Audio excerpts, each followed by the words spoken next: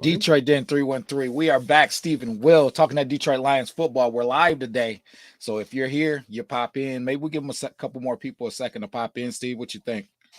Yeah, we try to go live every now and then just to have a little interaction with some fans when we have some free time. We don't have anything going on. It's a little hard with our schedules to do consistent live shows, but we found a little gap today, a little window where we can talk some football with some fans, go over some stuff, answer some questions, talk about what's going on with Detroit Den 313, how we're looking, some things we have planned for the future. Just whatever comes up, comes up. No real agenda today.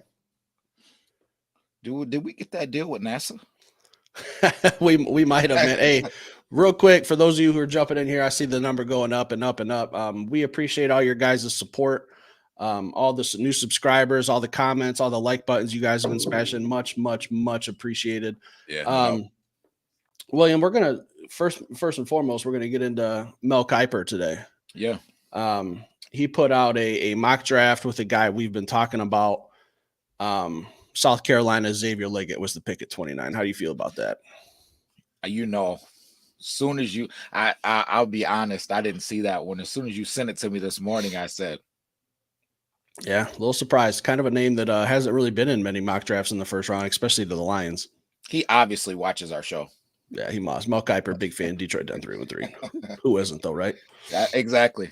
But yeah, I love it, man. I love it. It's exciting. He, X receiver problem solved. We could still go out and get some of those, for lack of a better word, second tier edge rushers at pick 61, or we could, go get our long-term guard, man. Who knows? The possibilities are endless.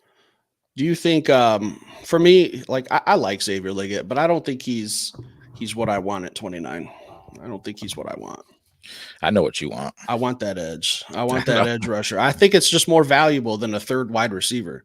I think getting a second edge rusher is far more valuable than a wide receiver 3. Yeah. No, it depends on the edge rusher for me. If we're talking Dallas Turner, we're talking Jared Verse. Hey, there's no doubt. Even if we're talking Chop Robinson, those 3, hey, those are guys that I want. Difference makers. Yeah, I would take those guys ahead of Xavier Liggett and even the other guy, I love, Adonai Mitchell. But if outside of those 3, then it's Adonai Mitchell and Xavier Liggett for me. I'm trying to pull up and see who else went, where those other guys went, just real quick. I can't remember off the top of my head. First 3 picks in the draft for Mel Kiper, though, was quarterback, and then 3 wide receivers. I thought that was a little surprising as well. Dallas Turner, they have going 8 to the Falcons. Jared Verse. Oh no, I can't have that. I can't have Jared Verse 9 to the Bears. I can't. Yeah, don't can't have him in the conference causing havoc. As a conference, I don't want him in the division. Yeah. Buddy, that's twice a year we got to play. Yeah, that's problems. Ooh, JJ McCarthy slipping to the Vikings. I'm curious to see what Minnesota does. Yeah, are they going to trade those picks, lump them together, and move up? What they got planned? I don't know. So they got Mel Kiper as JJ McCarthy, 11, quarterback out of Michigan to the Vikings. So that's someone we need to not focus or worry about, but pay attention to. We'll be playing them twice too. We've talked a lot about JJ. We're not going to talk shit just because he might be going to the Vikings, but we don't think he's day one starter. We think he needs to sit for a year. You still rocking on that boat? I'm not getting off that boat unless the Lord comes down and says JJ will start. JJ will start now. I can't see him starting right away, but I do think that if he sits behind somebody that's polished, man, that he can come in and be a good quarterback if he gets a year or two to, the perfect his craft. Yeah, I don't think he's a day one starter. I think he needs a little time to learn and grow. Love JJ. Don't want to see him as a Minnesota Viking, though. No. Mel Kiper's mock draft. Kenyon Mitchell at 15 to the Indianapolis Colts. That's kind of a guy we've been keeping tabs on. We're pretty high on. We know he's not in the Detroit Lions range, but if Brad Holm wants him, he's going to go get him. Go get your man. Who else we got here? Byron Murphy to the Rams. We've talked about him a lot. I don't think D tackle is really a huge need anymore after the last couple days that we've had. I don't know, though. I know who you're thinking. I don't know. Hey, man. man. Yeah, Fisk, man. If he's there, I don't know. Maybe we just big boy people. Maybe we put him at end. I don't know. You think he could play defensive end? I wouldn't see him as an every down defensive end, but I think he could definitely play it in spots for sure. And that's scary. Aiden Hutchinson, Lee McNeil, DJ Reader, Brendan Fisk at the edge. Brian Thomas Jr., a guy we've also talked about a little bit. Mel Kiper has him going 20 to the Steelers. Yeah. A little weapon for Russell Wilson or Justin Fields, whatever route they decide to go. What are you drinking? You drinking pee? Hey man, got to keep these vitamins in, man. Don't want to let those vitamins go to waste. Disgusting. You see this this comment here from Cody. Around the combine, everybody had a crush on Robinson. If you've been watching this, man, we do not have a crush on Robinson. we never had a crush on him. So, but yeah, you're right though. A lot of people were enamored with Darius Robinson, man, and it's just no twitch, man. We need that twitch. He's a big guy, but need that twitch on the edge, man. You think he'd be an upgrade over Kaminsky from a pass rush standpoint? We've talked a lot about how he does a lot of the same things as Kaminsky and Pascal, setting the edge in the run game. But I do think he offers more in a pass rush stance than both of those two. But we just haven't been overly in love with Darius Robinson. Darius Robinson. Yeah. Him and Ennis Rakestraw from Mizzou, his teammate, have been mocked to the Detroit Lions a lot. Both guys were not overly excited about. They don't do nothing in my pants to make me excited. So listen, I'm gonna tell you this. Ennis, what he did at the combine, what did he do? Nothing. Yeah, I was gonna say, is there something I missed? Because I don't remember him doing much. Yeah. Nothing. So Darius Robinson, would love the question. Everyone still has a crush on Darius Robinson. I'm still seeing him mocked to the Lions, and we're sitting here talking about how I want that edge more than I want that receiver, because we're kind of going over Mel Kiper's mock draft. So it's kind of just leading the conversation a little bit. But I think an edge rusher is just more important than going out and getting a third, maybe even fourth option for Jared Goff as a rookie. Yeah. Like it is. I love Xavier Liggett. In my receiver list for where we are at 29, he's in my top 3. It's probably Leggett, Adonai Mitchell, Xavier Worthy, those 3. But as a rookie, how big of an impact are you going to have? Like, not everyone comes in like Sam Laporta did and just lights the world on fire. It's very, very rare. Those are called gems for a reason. I think it's – so who does Jared Goff have? He has Amon-Ra St. Brown, Jahmyr Gibbs, David Montgomery, Sam Laporta. You throw in that, he's probably a fifth, a Jameson Williams. We're talking like a 5th or 6th option. I really think a second defensive end is more valuable in the first round of the draft. That's just my opinion. I agree with it if it is – one of those dudes. Yeah, it's one of those 3 for me, but if it's not, well, maybe a Braswell I would put into the mix of that too. So maybe 4, but it really depends on who's available. Yeah, Latu, man, it's just the whole neck injury deal. If he passes physical, so be it. But just like we talked about before on the show, Le'Veon Zarique kind of put a bitter taste in my mouth. I don't want to be taking a risk if we don't have to. If there's other guys there's no sure thing, but if there's other guys without those question marks, I would rather go that route than going with Latu. Even though, hey, combine, he looks smooth, but I think he's a guy that might slip to the second round quietly. Who's that? Latu from LSU. Or UCLA, I'm sorry. Yeah, I was going to say, I couldn't think of it either, so I couldn't correct you. Keep going with Mel's mock draft here. We're just talking guys that we're high on, seeing where they're going. We've talked a lot about Nate Wiggins, 22, cornerback Clemson to the Eagles. What did he ran like I don't have I have the notes, but they're tucked right behind my desk. I can't remember his 40 time. He was like a low 4.3 guys, right? Who I was reading comments. Who'd you talk about? I'm sorry. Nate Wiggins. Yeah, Nate Wiggins ran a 4.2. 4.2, high 4.2. Yeah. Okay. Yeah, he ran a 4.2, man. He was a blazer. I like this question from Tim on YouTube. What you guys think of what Mike Greenberg said about the window being closed? Look, I was looking into this. I've seen some people tag me in some videos with some other YouTubers who have talked about this, asking me what I think. Are we talking about Mike Greenberg? Yeah, Are we talking about Mike Greenberg? Listen, here's the deal. On site. That's what I think. The window's closed, but it wasn't even supposed to be open last year. So how could we say it's closed? And Mike Greenberg, when has the Jets window ever been opened? How dare you throw a little shade our way when you guys haven't been into the playoffs or in the picture since 2006, something like that. So it's been 18 years and you're trying to throw shade at the Detroit Lions for our window being closed. I think our window's just opening. Mike is on site, man. Yeah, and don't get me wrong. Mike in the Morning used to be like one of my favorite shows on ESPN in the morning, but they had some beef. They split up a while ago, but yeah, I don't think. I think Greenberg was talking out of his ass. If I gotta be honest. Yeah, he doesn't understand all grit. Yeah. He don't get it.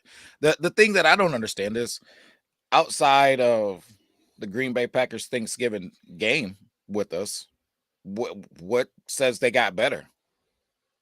A little running back. Oh, you talking about the Packers getting better? Yeah, because he said that the Packers have now taken over the throne and they're just a better team than us already. It's their division. I don't know about that. They went and got Josh Jacobs and Xavier McKinley, and now they're just better than us. What are we talking about? Real quick, guys, if you're in here, hammer that like button. It helps push this channel, pushes it to a bigger audience, help us grow out, helps us a lot. Just click that little thumbs up. Greatly appreciated. Pushes our channel to more and more YouTubers who follow the Detroit Lions pages. But yeah, the Packers, if I could put my bias aside, I feel like we had a better offseason than them so far, and we still have the draft to go. I love what the Lions have done in free agency. And I don't know every single player that the Packers have signed. They got Josh Jacobs. I think he's a solid running back, but what did they do that for? Because everyone wants to be like the Detroit Lions in this division right now. That's why every single team in our division went out and signed a bigger name running back to try to get a running game going. So what did the Detroit Lions do? They went out there and beefed up the defensive side of the football. It's a chess game. Two-gapper. Yeah. And DJ Reader, Marcus Davenport. Yeah. We went out and played chess with guys in our division that are trying to catch us. So that's what I think about Greenberg. I don't think Green Bay's had a better offseason than the Detroit Lions. I think it's been an okay offseason.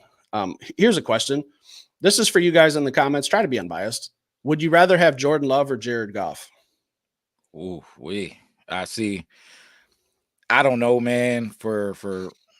It's no disrespect to dude Love, man. You know, I love what he did last season, but I was telling you the other day, for me, I was watching all 22. I was watching Hendon Hooker all 22, and then I started watching Jordan Love's all 22, man. Just watching games, just wanting to kind of compare the two, seeing if we should really give Hendon Hooker a shot. And he's got game, man, but I've only seen it for one season.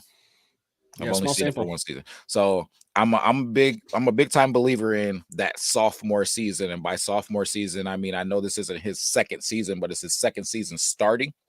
And now that these guys got the film and they know all your habits, they know the plays you love, they know the things that you love to do, I'm interested to see how he responds to people adjusting to his game this year. Was it a flash in the pan, like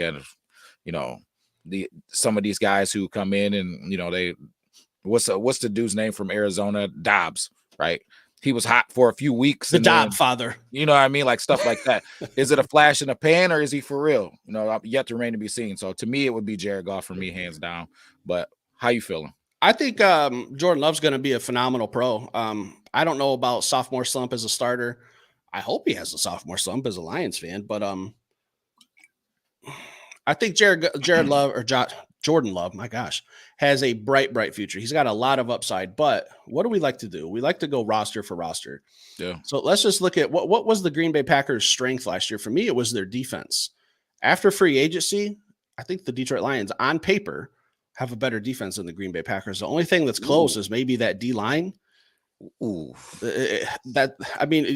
at our secondary, vastly improved. We got starting safeties everywhere on the field. Ife Melifanu, Kirby Joseph, Brian Branch, linebackers, Jack Campbell, Alex Anzalone, Rodrigo. Maybe we go out and get an Edgerrin Cooper. I don't know. Hold on. We just about to disrespect Derek Barnes? Listen, Derek Barnes has made exactly one play in his. Listen, man, we can't have Rodrigo above Derek Barnes. What are we talking about? Hey, Rodrigo's favorite. I love Rodrigo. Favorite, man. I love Rodrigo. Yeah, what are we talking about a little salsa dance. You know what I mean? But hey, man, we got to put Derek Barnes in the mix. I feel like Derek Barnes, out of the three linebackers that you just named that we try to put in at that edge rush spot, they really want to put Jack Cable there, but Derek Barnes is the one having the most success. I mean, he had success one play against a seam route against Baker Mayfield to seal the game. Probably the biggest play in Lions history, maybe. Ooh.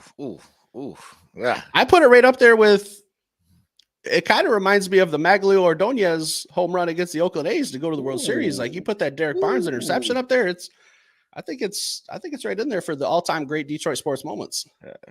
You were there. You remember how loud that crowd popped? Hey, loud. It got rowdy. It got rowdy. I'm not gonna lie to you. Can I tell you a story? Talk to me, William. I'm 35 years old.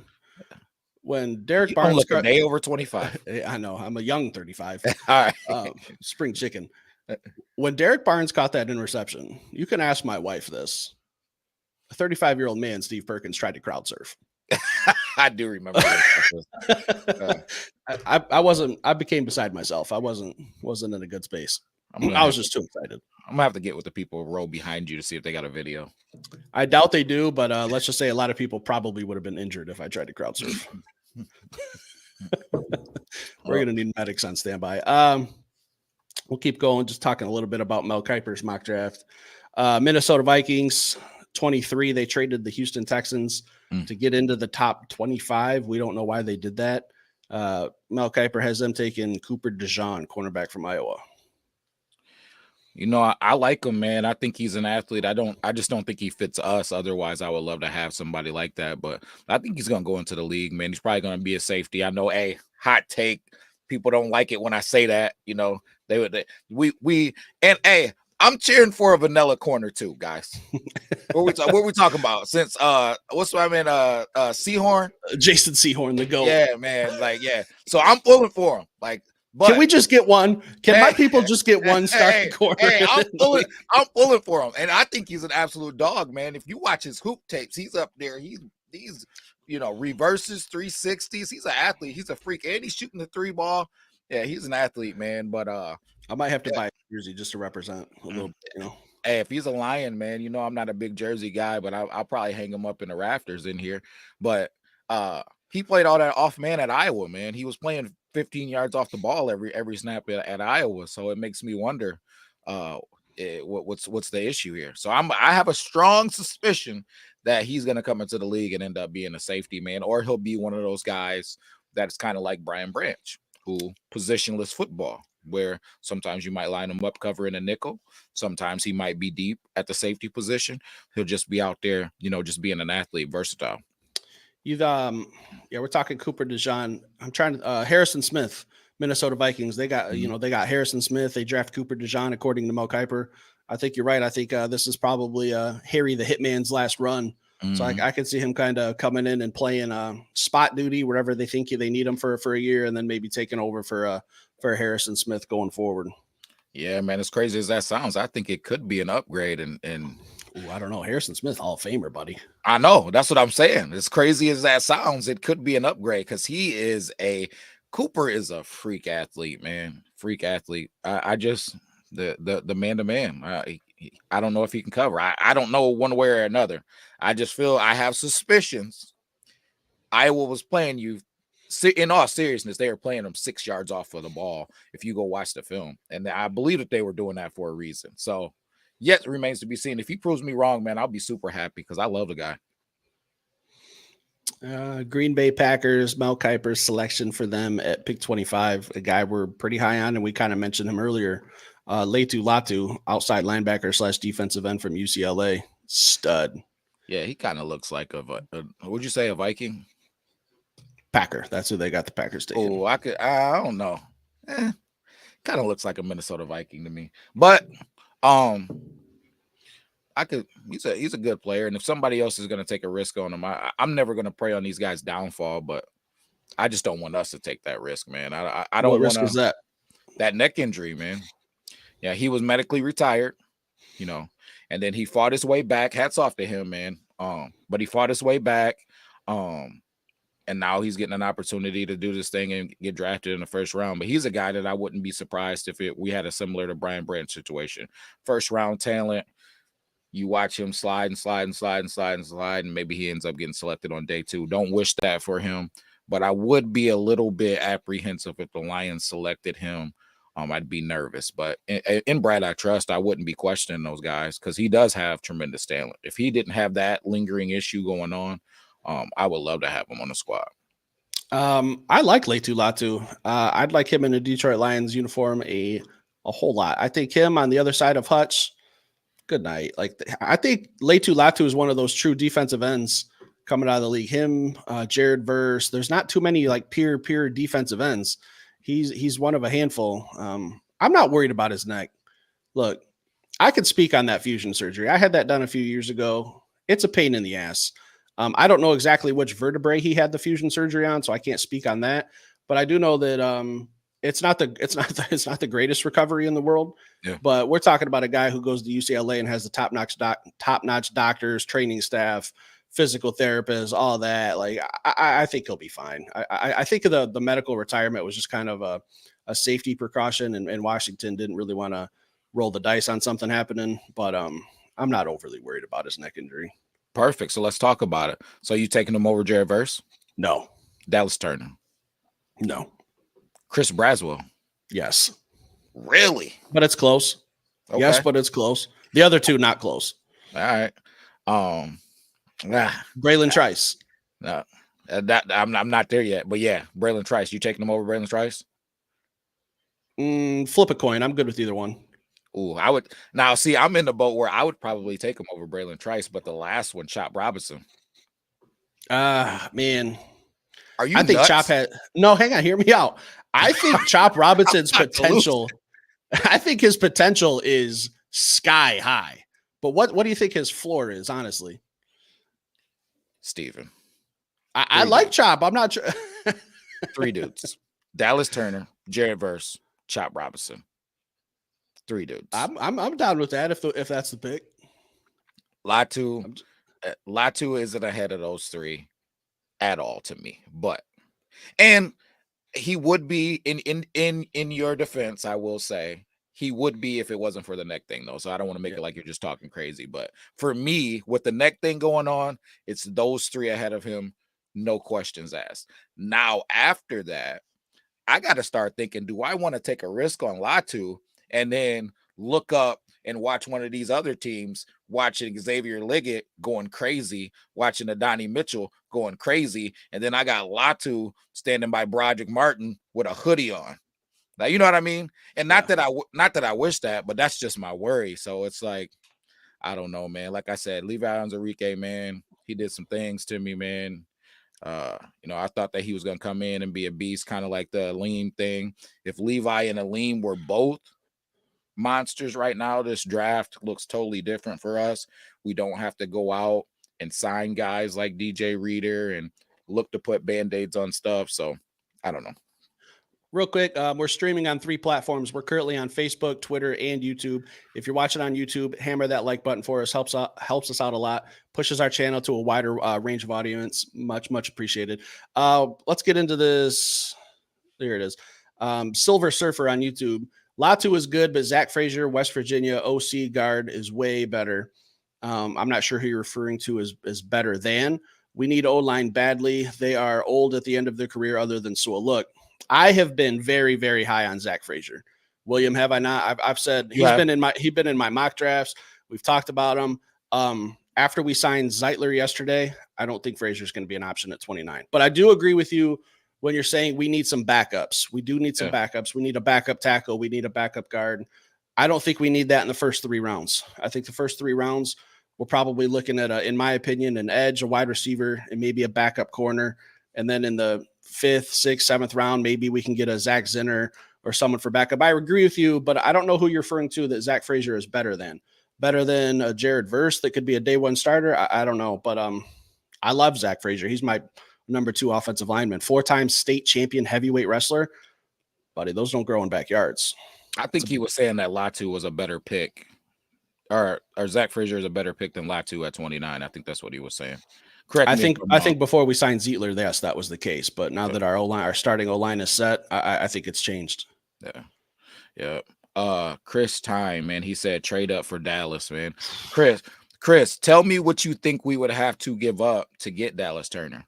Like, do you think that our pick 29 and our 2nd round pick, our pick 29 and our 3rd round pick, like, what do you think that we would have to do to trade? Because Dallas is probably going to be, I suspect, is probably going to be the first edge rusher off the board. I can't remember. Yeah, I can't remember where you said Mel had him at. So That's going to be a Dallas tough one. Turner, he was 8 to the Falcons, I believe. Yeah, so that's trading up pretty high. And why would we want to do that, Chris? When Jared Verse is better, And I don't, Jared I, and I Jared don't. Verse went 9, so they went back to back. This is Mel Kiper's mock draft, so Yeah, I don't. it's pretty much the gospel.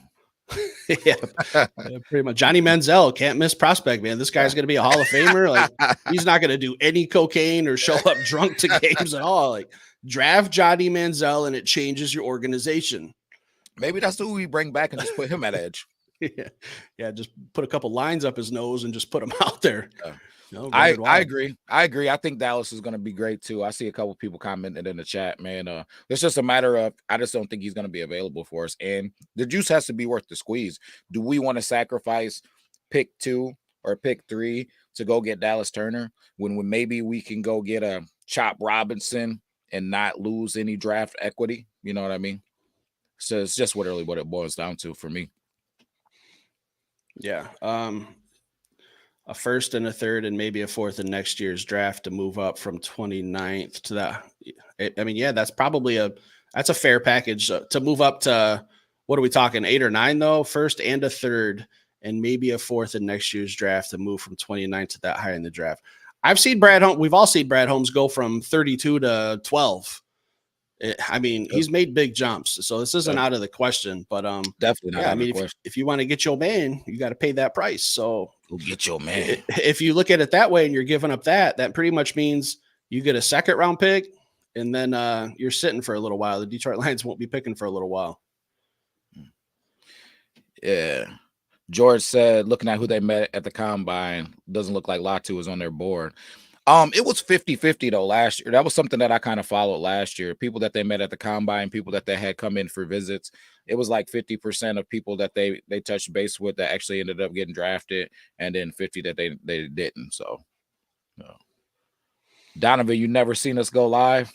Hey man, Donovan, I've seen you comment a lot. I know you message us on Twitter. Appreciate you watching. Appreciate the comment. Much appreciated. No doubt, man. We said it in the beginning. With our schedules, it's hard to go live to sit down. Will has kids, so it's hard to get some quiet time to sit and talk some football. And we like to go live when we can, but it just depends on our schedules. Yeah. Alan said if we follow Brad's draft, he's all about the trenches. Hey, my question or my rebuttal to that would be Jahmyr Gibbs, Jack Campbell, J-Mo. Like, I feel like Brad's all about weapons. Yeah, I don't think he's drafted many. Penny Sewell, Aiden Hutchinson, like who's in the trench? Aleem McNeil, Levi Martin. Yeah, like it's kind of a 50-50 mix, I would say. If I had to sit down and write down all the draft picks, it'd probably be a close 50-50. Yeah, for sure. I think that was the blueprint though. I think that was the foundation. He wanted to get that foundation down, and now he wants to go do what he wants, man. What about the young cornerback from the CFL? Are we talking about Matthew Betts, the defensive end, not the cornerback? If that's who you're referring to, William, I've seen a lot of people mention Matthew Betts because we've been hammering this defensive end, edge, and people are coming, oh man, we got Matthew Betts from the CFL. Listen, the chances of him being the next Kurt Warner are slim to none.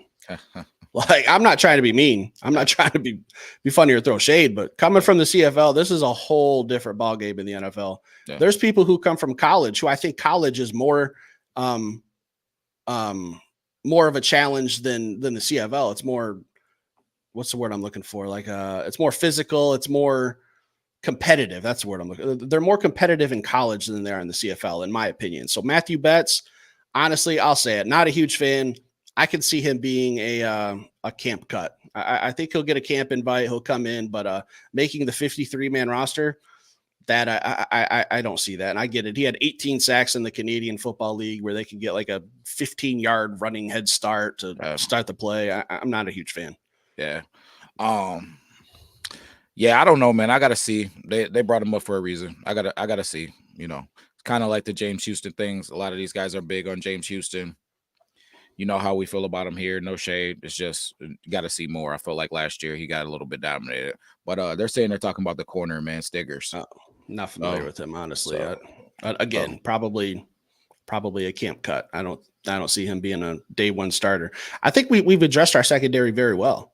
Yeah. Very, very well. We got guys on the practice squad who we were calling to start up last year. So Gilmore's little brother. Yeah. We signed Amik Robertson. We traded for Carlton Davis, who's been a team player, said he wants to stick around in Detroit. Yeah. Restructured his contract. We're talking about Striggers. Listen, those Canadian Football League guys, like I said, not everyone could be Kurt Warner. Not everyone can come in and just be a day one starter, go on to the Hall of Fame. I don't really care for the CFL. I don't think it's much competition. Man, I don't. Buddy, I'm pretty sure 8 years ago I could have played in the CFL if we're being honest. Let's just go. Are you out of your mind? Hey, they don't call me Pump Fake Perkins for no reason. Okay. Oh my God! Stop the madness right now. Somebody put this to an end. What is going on? I just think it is a competition thing, but I don't know. We'll see, man. I would love to see a little bit more. If we're talking late round draft pick, throwing a noodle at the wall and seeing if it sticks. I would be down for it if we're talking 6th, 7th round, but I don't know. Well, Chris Time, appreciate that, man. Best Lions content show on the platform, not even close. Listen, I saw someone up above. Let me see if I can find your comment. I liked it. Ronald, your last name's a little tough for me to pronounce, so I don't want to butcher it. But Ronald asked, "What's y'all's backgrounds?" And then following it up with Best Lions show platform on this platform. How me and Will met was we've been working together for almost 13 years. We talk football all the time. We started this podcast about a little more than a year ago. We decided, hey, we talk football all the time. We're always FaceTiming. Will FaceTimes me. I know it's football. I FaceTime him. He knows it's football. Why not just sit down for a little bit, 10, 20 hour a day, talk some ball on camera and put it out there and see what happens. Our backgrounds, like I said, we work together. Will comes from, he plays some college football. I did 4 years in the Army, just a diehard football fan. We watch all football. So that's kind of our backgrounds. We're not like scouts or anything like that, if that's what you're asking, but we appreciate Chris. Best Lions content show on this platform. Not even close. Much appreciated. Hey, no doubt, man. Definitely appreciate it. Silver Surfer, man. I love James Houston. Excuse me, guys. I'm losing my voice from yelling at kids, coaching as well. So, but he said, AG should have never played him on special teams. Listen, man, you don't get listen, Silver. Let's pump the brakes there. Love you. But are you saying that we should relegate a third down pass rusher to not be on special teams? And keep him just so he can come in on third downs and pin his ears back and rush the passer? I just don't. I got to disagree. But and when I watched all 22 on James Houston, because everybody was so high on him, I was like, man, what am I missing that everybody loves about this guy? Did I enjoy his story? I did. Did I love his little, I call it the skip to my Lou move, but that little jump move where he does a shoulder shimmy and then he bends? Did I love that? I did, man. But year 2, he was doing his jump, shoulder shimmy, and getting bodied. And that's not me hating. That's just what's on film. He was getting bodied off the edge because he only had one move. Him using his speed, him using his elusiveness to try to get free and get by guys. He has to add tools to his game to be successful in the NFL. That's just the bottom line. Am I cheering for him? Absolutely. But I keep hearing people use phenomenal. He's great. He's amazing. And that's just not what it is, man. I would challenge people. The easiest way, and a couple of people have asked me, so I'm going to put this out there. The easiest way to do it is to sign up for a membership with the NFL. Just go to NFL.com, sign up for a membership. When you do that, you'll have access to the coaches all 22. That's what I'm talking about when I'm talking about all 22. I'm not talking about the YouTube channel, all 22 films. I'm talking about the actual game films. All 22 just means you can see all 22 players. That's it. That's what it's about. I love to be able to see the safeties. When you watch the games, you can't see the safeties. You can't see the back half, what's going on. You can't see how routes develop. You can't see how guys are reacting to certain things. So I would challenge people. watch the all 22 where you can see what everybody's doing, right? And then watch James Houston. He's getting bodied. It's not a good look for him. Am I saying that's the end of his career and he doesn't have potential? Absolutely not. But he does have to get better. He does have to add tools to his toolbox. What did the Detroit Lions try to do with him last year? They tried to play him at the Sam linebacker spot. It was supposed to be him and Charles Harris. There was a couple of times where James Houston got caught in coverage. Absolute liability in coverage. James Houston does not pass rush well enough, in my opinion, just my opinion. He doesn't pass rush well enough to be a guy that just comes in on third downs and pass rushes and can't offer anything else. Because when we ask him to go in coverage, bad. Ask him to support the run, getting bodied. And these tackles are onto his moves because they watch film on him. If he gets better, I will be the first one saluting him. But as it stands right now, James Houston, How you feel about it, Steve? Yeah. He's either going to be a home run this year, big X factor, or like you said, maybe it's time to move on. But real quick, John Ellison, appreciate the donation. You're actually our very, very, very first donation, so much appreciated. We don't come on here and ask for donations. Your guys' money is very valuable to us, especially in this economy. We understand, it's tough. It's tough going out there right now. Groceries are sky high, gas is sky high, but it's much appreciated. So I'm going to address it. We monetized this channel less than a week ago. So what that means is we make money from YouTube. It doesn't cost you guys anything. You guys watch our stuff. That's how it helps us out. Much appreciated. So what that money is going to go towards is better products, we can upgrade our equipment, microphones, cameras, stuff like that. Maybe we go to an away game and we get some content live from you guys at games, stuff like that. So it's much, much appreciated. Yeah, James Houston, listen, this is kind of a make or break year for him. He's, I think if he can get out there and do what he did in those 8 games, get 8 sacks in 8 games, phenomenal. But I'm not willing to bet my mortgage on it. No, man, it's just not where it's at right now. Again, cheering for the guy though, and that's everybody. We don't come on this channel, man, and hate on our hot and little blue. It's not what we do. Now, do we give critical takes? Firm but fair. Yeah, we absolutely do, man. That's a perfect analogy, man. Firm but fair, perfect description. Firm but fair, man. But we're cheering for the guy, John, man. I added you on Facebook. Hit me up, man.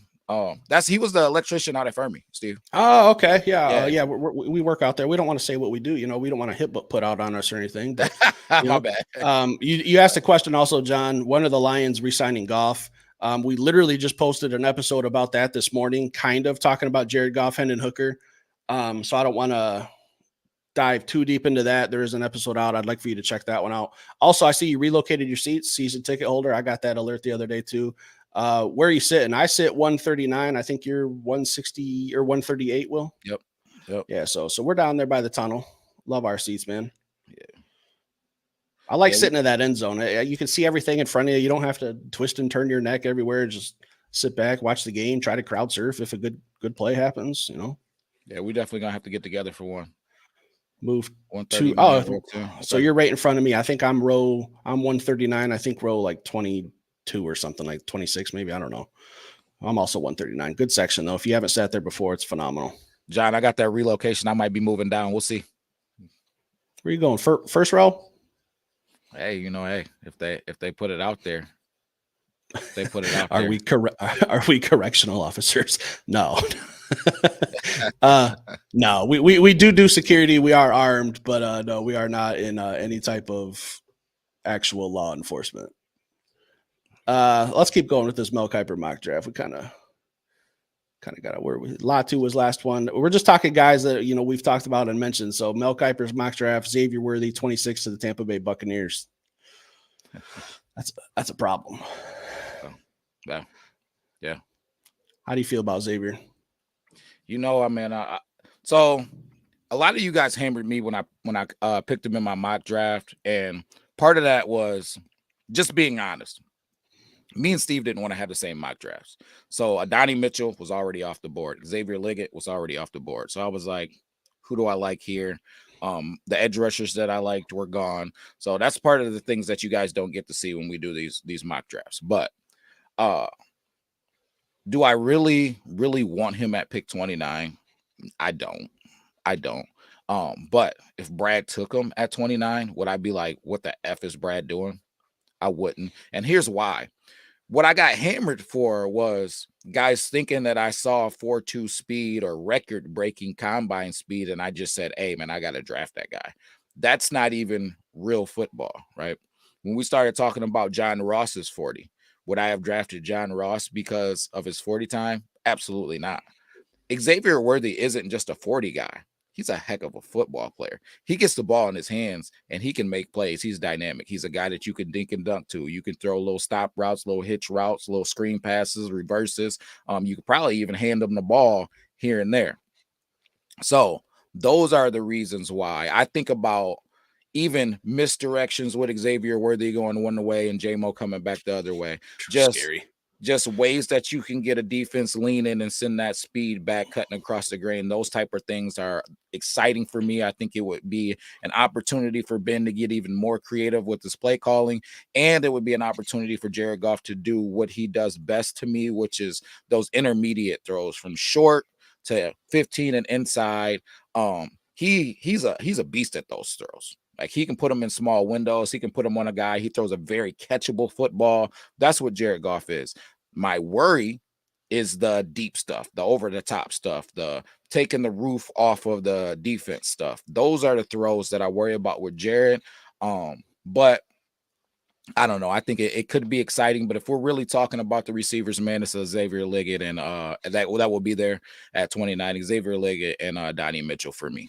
Yeah, you got hammered for taking Xavier Worthy, but Yeah. I liked it. I could see the thought process. And as free agency's gone on, that was before we signed DJ Reader. That was before we signed Kevin Zeitler.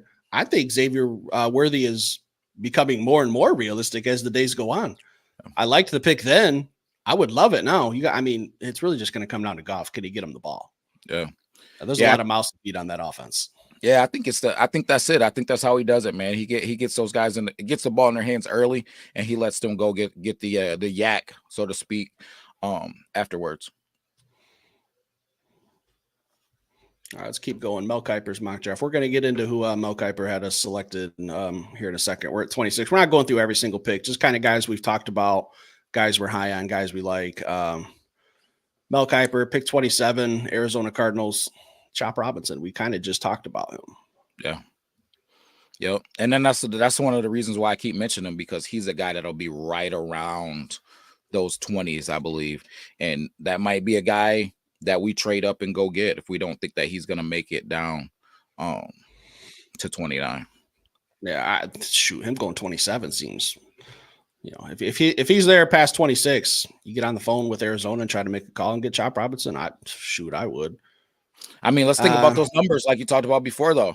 All of the quarterbacks, all of the tackles. Yeah, someone's going to fall. You got the tight end Bowers. You got the 3 big receivers, right? You got the edge rushers. You got the defensive tackles. Somebody's got to fall. Somebody has to fall to the Lions. That's an impact player. So, my sleeper leg.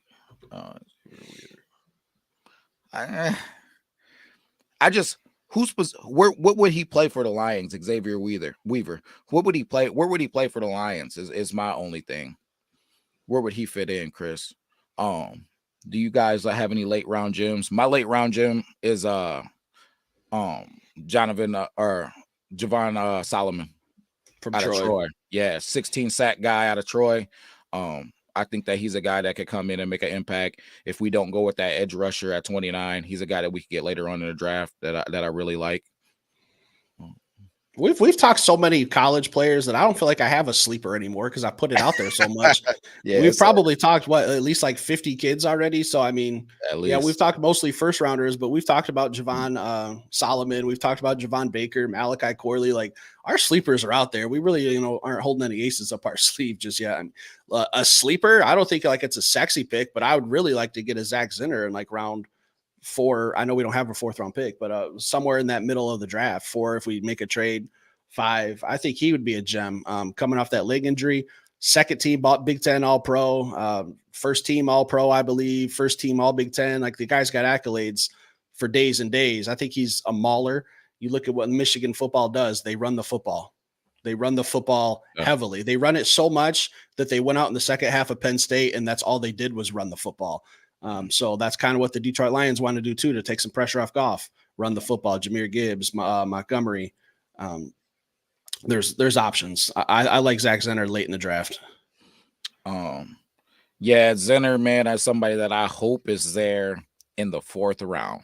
And I know we don't have a 4th round pick before you guys hammer me, but if he's there in the 4th round, I think he's a guy. If we haven't taken a guard already, you could see Brad trade into the 4th round and go get him. And I would love that. Guys, if you're watching on YouTube, hit that like button. Helps us out, pushes our channel to a wider audience. Much appreciated. So we're talking Mel Kiper's mock draft. We kind of hinted at it earlier, but as people, we got more people in here now. Quite a nice little number watching us. Much appreciated.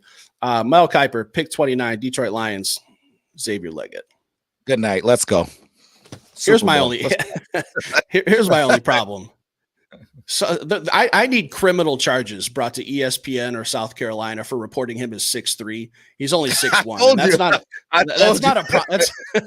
It's not a deal breaker for me, but you guys have got my hopes up all season until he got to the combine and we all thought he was going to be 6'3", 6'4", but he's actually 6'1". Criminal charges, South Carolina. You can't be doing shit like that. It should be illegal. But as a player, I said it in the beginning of this live stream. I value a defensive end, a starting defensive end, more than I do a 4th or 5th option for Jared Goff. That's just my opinion. I personally, at 29, I want to see an edge rusher. Yeah. I want to see Brad move up and get one of those big dogs. We talked about Jared Verse or Dallas Turner. I love Xavier Leggett. It's nothing against him as a player. I just think the value of a defensive end outside linebacker is more valuable than a 5th option on offense. See, I can't get with the 5th option on offense because I think that it's guys that can win on offense is how I look at it personally. So offensively, I'm looking at guys who can win. Who do we have right now who can win? Amon-Ra St. Brown can win. Sam Laporta can win, right? J-Mo can win. But now my next thought process is, how do they win? Sam Laporta is just more athletic than the linebackers, and he bodies a lot of the nickels that you try to put down on him. That's how he wins, right? J-Mo's faster, more elusive, quicker. That's how he wins. Amon-Ra St. Brown wins with his relentlessness, right? He wins with his IQ. He knows how to read the zone, sit in the holes of the zone, and make his body big, and make plays after the catch. That's how he wins. What I want is that X. Right? Somebody that can go down into that goal line, big body, go up, fade balls, and just body guys. I want somebody that wins like that. Xavier Leggett can win like that. Adonai Mitchell can win like that. I think that maybe we solve some of those second half, third quarter woes where we just disappear in the third quarter. I need a guy who can win like that on the outside to expand this defense. So if I'm comparing the two, and it's not Chop, Verse, or Dallas Turner, edge rusher, which is more important to me to solve our problems? I feel like if we score a touchdown in the third quarter against San Francisco, we're maybe we might be hosting a Lombardi Trophy at the minimum. We're in the dance. So I want that X guy. If it's not one of those 3 guys that are just going to wreck football games, I feel like Jared Verse, Dallas Turner, they're going to wreck football games. Chop, I don't know if he's going to wreck football games, but I believe that he's going to impact football games either way it goes. After that, I don't know about the edge rushers that are after that. Will they be? There's a big drop off. Yeah, there's a big drop off after pretty much where we're going to be picking at 29. But real quick, Ed, appreciate the donation. Seriously, much appreciated. Thank you. Kevin, I see you. We need an X receiver, period. You're 100% right. We do need an X receiver.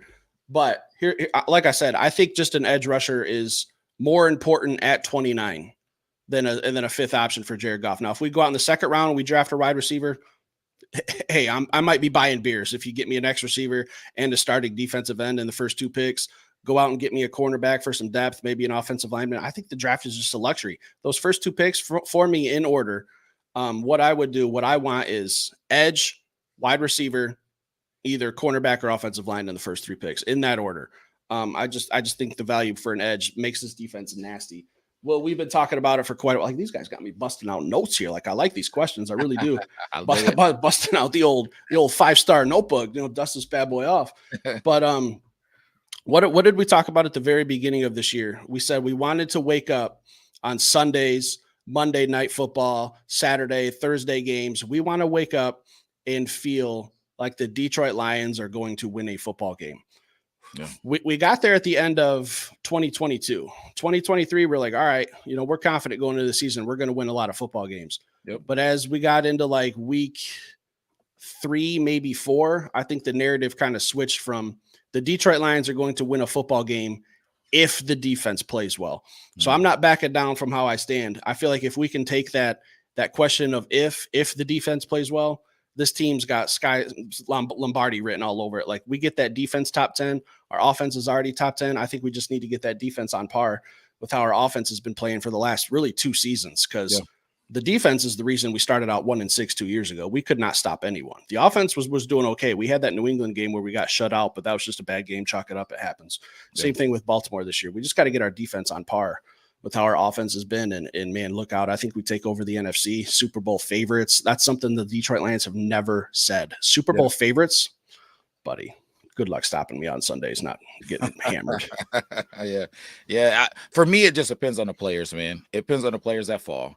I can't pick my order now because I don't know what's going to happen, who's going to be there, who's going to trade up, who's going to trade back. So for me, if we're talking about that edge, like I said, it's the big 3. If it's not those 3, I got to move on and go almost best player available, best player available for my team, best player available for our situation. So if you're telling me that a lot of the big 3 edge rushers and maybe one more is gone, and now I got to decide, am I taking a receiver? Am I taking an edge? And I got Xavier Liggett, I got a Donnie Mitchell out there. I got to go get one of those guys, because my question to everybody is, if you want an X receiver, who you going to get at pick 61? Malachi Corley? Yeah. So he's not an X. He's not an X though. X receivers don't just grow in backyards. They're hard to find. That's what I'm saying. So not everyone can do it. The only one that I think could potentially be there is that I think that can make an impact. I'm not sold on Wilson. He's a big body, but he doesn't even, to me, Johnny Wilson. Yeah, from Florida State. Yeah. He just doesn't play as big as he is to me. And that's what I want to see. I want to see that huge catch radius. When you're that big, you should just be bodying guys, and the game should be easy. But I think that you got 2 options. Keon Coleman, he may slip in the draft because he ran a 15-minute 40, right?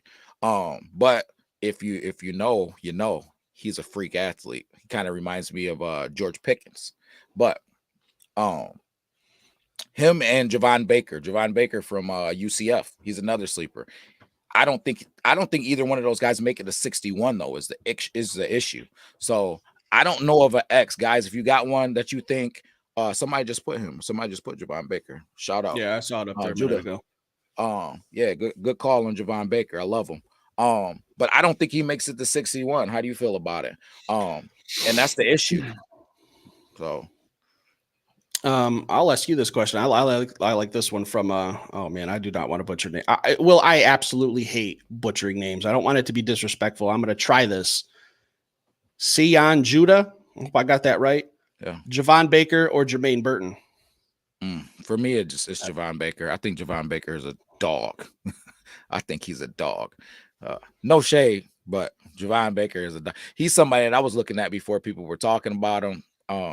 I just think that but I also don't think that he makes it to 61. So I'm more familiar with Jermaine Burton because he played at a bigger school. They get a little bit more showtime, a little bit more TV time.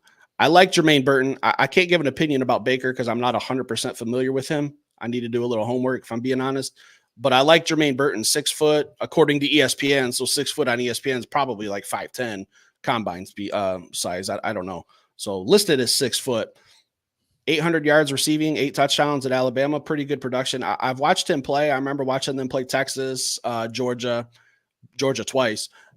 He had some good games. I think he reminds me of more of a possession receiver. I definitely don't think he's an X, but I think he would fit with the Lions later in the draft. I don't know what his draft value or draft ranking would be, but I like him coming out of Alabama too. Steve, William. I'm gonna toss this at you, Andy Fetcho. Hey, and Andy, I'm gonna do it for you. Golfence.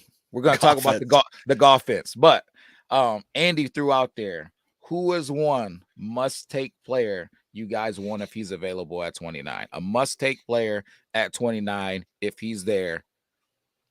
Pull the trigger. William, I'm going to have a very hard time if Braden Fisk is on the board not drafting him, even though we're loaded at defensive tackle. He's probably my number one realistic option at 29. He's not my number one overall player, but I don't think we're in a position right now to get Jared Verse. That's my number one guy, but it's going to be hard to pass on Fisk if he's available at 29. But I don't know how he fits since we're loaded at D tackle. We have all kinds of defensive tackles. If he could play some defensive end, I don't know.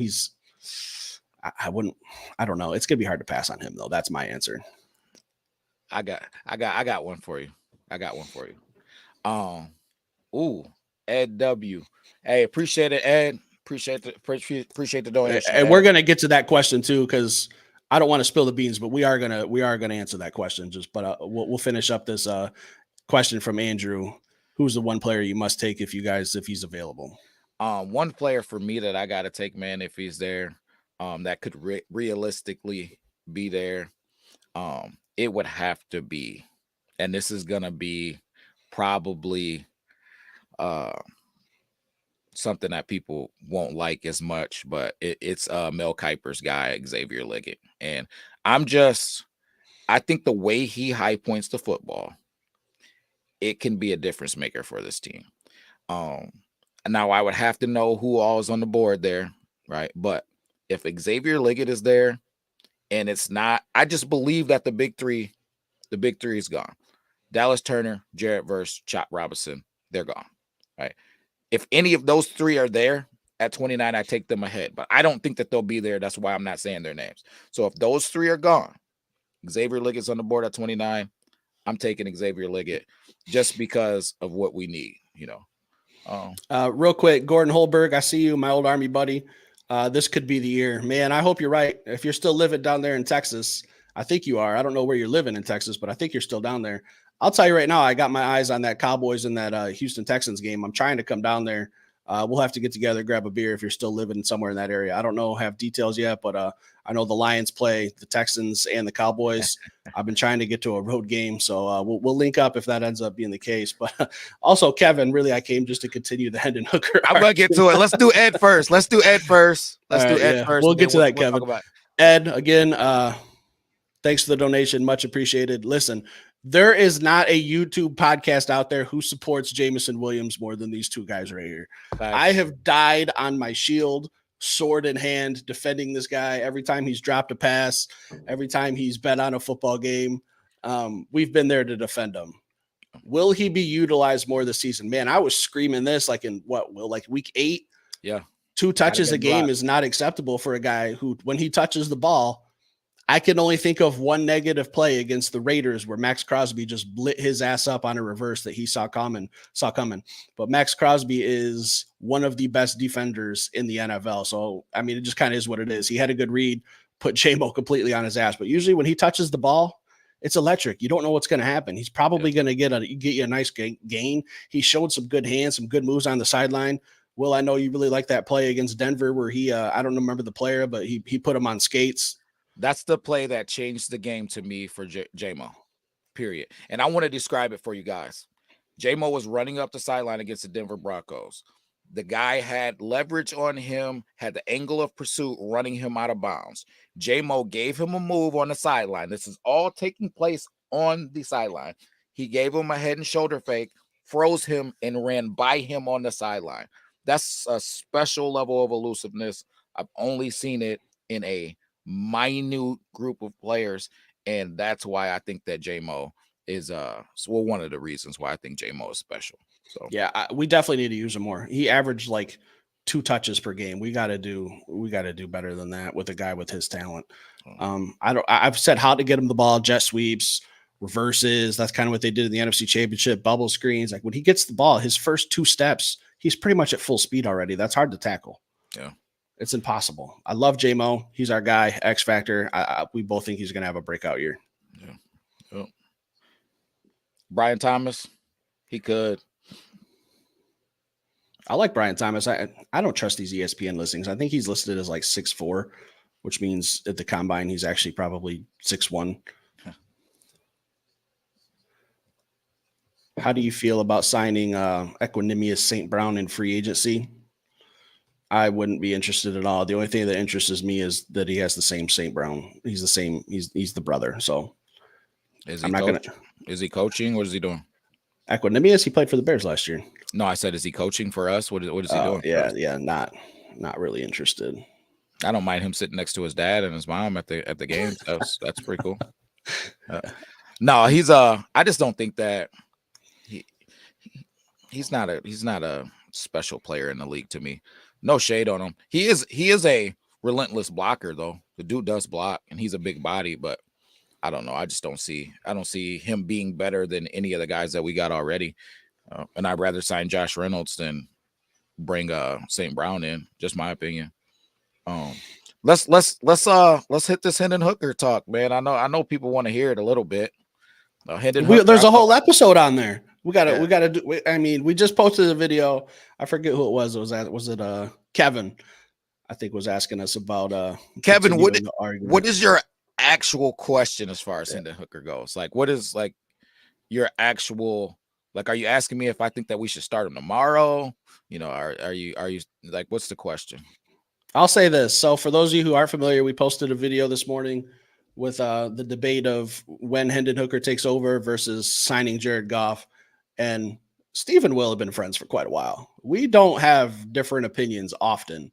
When we do, it's real. I mean, we kind of had to do it just to do it. Yeah, we had a very difference of opinion on signing Jared Goff versus going with Hendon Hooker, but we agreed that Hendon Hooker deserves a look. We got to see what we have first and foremost. So listen, we got a bunch of people in this chat, right? And we have a bunch of people that are probably going to see this and probably comment after that. Guys, put it in the chat, this question and this question alone. And I'll set the table. Jared Goff is under contract for this current season, period.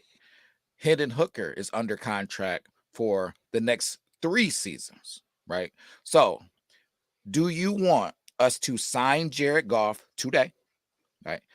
Give him the extension today, which Kirk Cousins set the table. He was the last one, $45 million a year, $100 million guaranteed.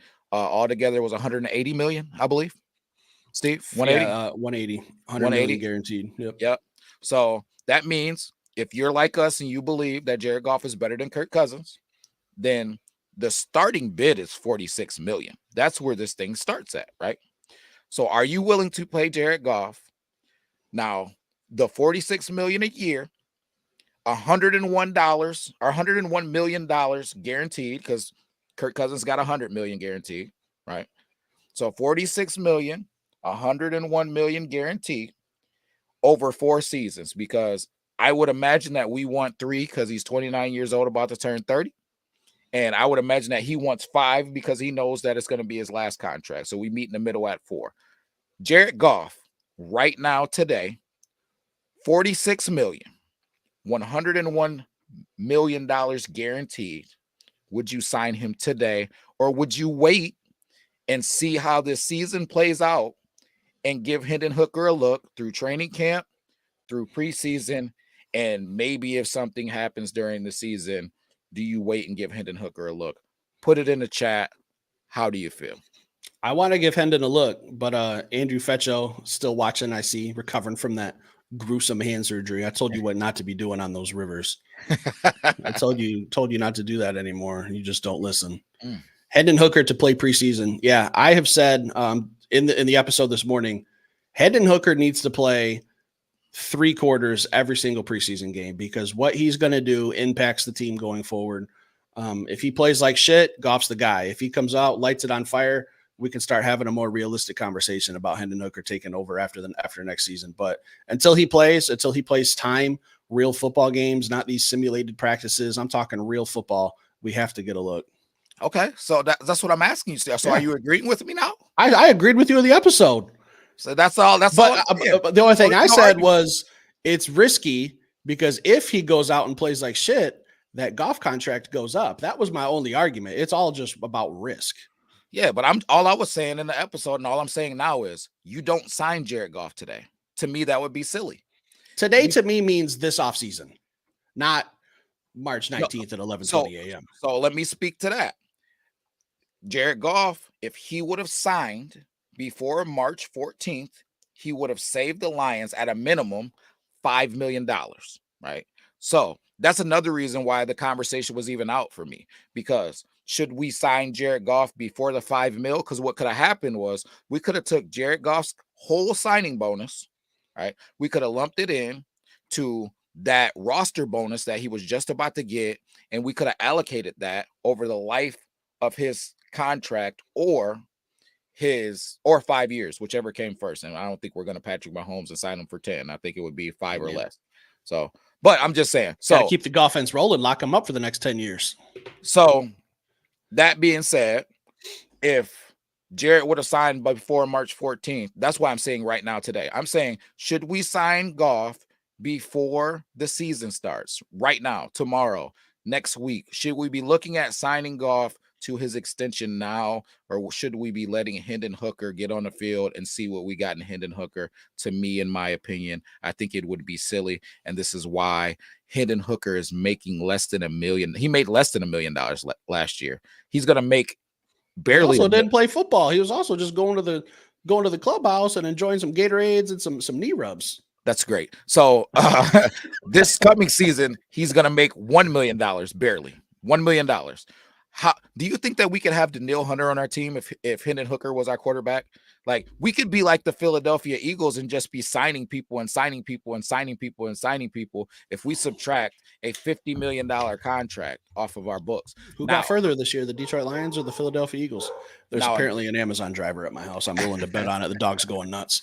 But again, that's not what I'm saying we should do. I'm saying we have to look at it because it just makes good sense. That's all I'm saying. You got to give Hendon Hooker a look. If he's not the guy, you pay Jared Goff and you move on about our business. If he is, not only do you turn this thing over to him after next season, you go in free agency and you get whatever you want. You just say, hey, man, I like that. Yeah, I like that guy. I'll get him. Maybe a little bit of that. I have a little bit of that. You do exactly what the Philadelphia Eagles are doing because they have Jalen Hurts still sitting at home at the NFC Championship game. That's what they were doing. Hey, like, in all seriousness, we talked about their roster, and I still got the people up right now. When we just started talking can I address something real quick? Yeah. Kevin, Hendon Hooker was fixing to win a Heisman. You know who else won a Heisman? Tim Tebow, Johnny Manziel, Jameis Winston, Marcus Mariota. You can have all the talent in the world in college. It does not always translate to the NFL. That's the only thing I said that in the episode. You can blow up in college. You can come to the NFL. It's a whole different beast. Everyone's big. Everyone's fast. Everyone can cover. Just because you were in a Heisman conversation or even won it does not mean you're going to come to the NFL and be an MVP, win a Super Bowl. I would say more than likely the odds are that you're not going to do anything in the NFL. It's just the odds. But that's something that we say. But, man, I think that the odds are against everyone. Most of these picks are a miss. There's only a handful of quarterbacks that come in and set the league on fire. So if we're going off of percentages, of course, that's what it is. But I think that you have to look at not just Heisman numbers. You have to look at how they do it. When I looked at Hendon Hooker's film, I look at a guy I look at a guy, Andre Ware. I look at a guy, if we're talking, but I look at a guy who is at Virginia Tech, was a dynamic athlete. He was just a freak athlete at Virginia Tech. When he got to Tennessee, he was a guy that was patient. He was a guy that stepped up in a pocket. He was a guy that could make every single throw. He was a guy that could extend plays with his feet. So what does that mean? Does that mean that he's going to be a great quarterback in the NFL? No. But what it does mean is he has all of the tools. And that's all I'm looking for. I'm looking for, do you have all of the tools? Yesterday I talked about looking at a bunch of film, and I'm talking like 4 hours of Jordan Love, and Hendon Hooker. And I'm just like, man, what can Jordan Love do that Hendon Hooker can't? And I wasn't seeing anything. And if you guys feel different in the chat, feel free to put it in the chat. So that means to me, man, we got to give this guy a look. I love how Hendon throws that deep ball too. Just got to give him a look. Not saying he's the answer, but I really get excited when I watch him, and I'm excited to see what he looks like out there. Nothing against Jared, but the money, man, take that 50 million off the books, spend that 50 million allocating guys, get one guy on offense and then go get a defense. Like, I mean, the possibilities are literally endless. Someone said, name one championship team on a rookie contract. Kansas City Chiefs. What are we talking about? Are you out of your mind? I was gonna say I could be wrong, but I'm pretty sure Patrick Mahomes won his first Super Bowl on his rookie contract. How about Joe Burrow? Joe Burrow? He didn't win a but Super he's Bowl. In the Super Bowl though. He's in the Super Bowl. He's in the Super Bowl. Yeah, they did get there, and they were close. But Joe Burrow's probably the second best quarterback in the NFL. But yeah, I'm 99% sure Patrick Mahomes' first Super Bowl was on his rookie contract. I could be wrong. I don't think I am, but yeah, I'm pretty sure. Yeah, and then we talk about guys like CJ Stroud, who I'll give you your flowers on. You were super high on him before he saw any accolades from this season. You were high on him in the draft. You wanted the Lions to draft him, man. So I got to give you your flowers on that. But CJ Stroud, man, look what he did last year. And what did you see Houston doing in free agency this year? Signing players after who's going to Houston? Somebody else going to Houston? Oh, they got another one? Like, because they have so much money, man. They got so much money. When you got QBs on rookie deals, your team's got money, man. Most important position on the field, you got that guy on a rookie deal. You got a lot of money to play with. You're comparing Hooker to Mahomes. No, you asked a question and we gave you an answer. We never said Hendon Hooker and Patrick Mahomes were the same. You asked, name a quarterback who won a championship on a rookie deal, and we answered you. Yeah. That is not us comparing the two. You asked a question, it got answered. Big Ben, yeah, Big Ben was another one. Wayne Rodgers, appreciate that. Yeah, going back a little further, 2006, I believe, in Detroit. Big Ben winning his Super Bowl on a rookie contract. I'm pretty sure that's correct. Yeah. Man, you guys are blowing up the chat. If you guys have any draft questions, fire them down below. We are going to talk about some news that came out today. I don't want to spill the beans, but Hooker is cheap because that's what I was laughing at. Alan, that was funny. He's too old to be putting out, man. He's 35 years old. Ed, appreciate it. Man, golly, you're a dog, man. Love it. I like this question too. Love it, Ed. Keep firing them off. Is there a Puka Nacua type player in the 6th round we can grab? Super Bowl bust for golf, in my opinion. Is there a Puka Nacua type player? Man, we really have to do some digging. We really would. My answer is no. Puka Nacua is a beast, man. Like, Puka Nacua is a beast. And to say that we're going to find a Puka, my closest similarity that I could even say that we have would be Amon-Ra St. Brown, and he was a 4th rounder, right? To find those gems in the back of the drafts like that, like Puka, I don't see it. Everybody that I've watched so far, I just can't see. Yeah, we would really have to dig, and we're kind of we would kind of be reaching to say, man, this guy's going to be a stud when the odds are really against us. But I was texting Will last night about Brendan Rice, Jerry Rice's son. That's a guy. I'm not saying he's going to be Puka Nacua, but I do like what he could do. We're probably going to dive into that a little bit later on, but you guys are familiar with him. USC wide receiver, played with Caleb Williams, put up some solid numbers. Jerry Rice's son, good size. I want to dive into him a little bit more later on down the road once free agency's kind of wrapped up. We'll do a draft prospect show on him and a couple other receivers. So I kind of, obviously we know who Jerry Rice is, the greatest receiver of all time.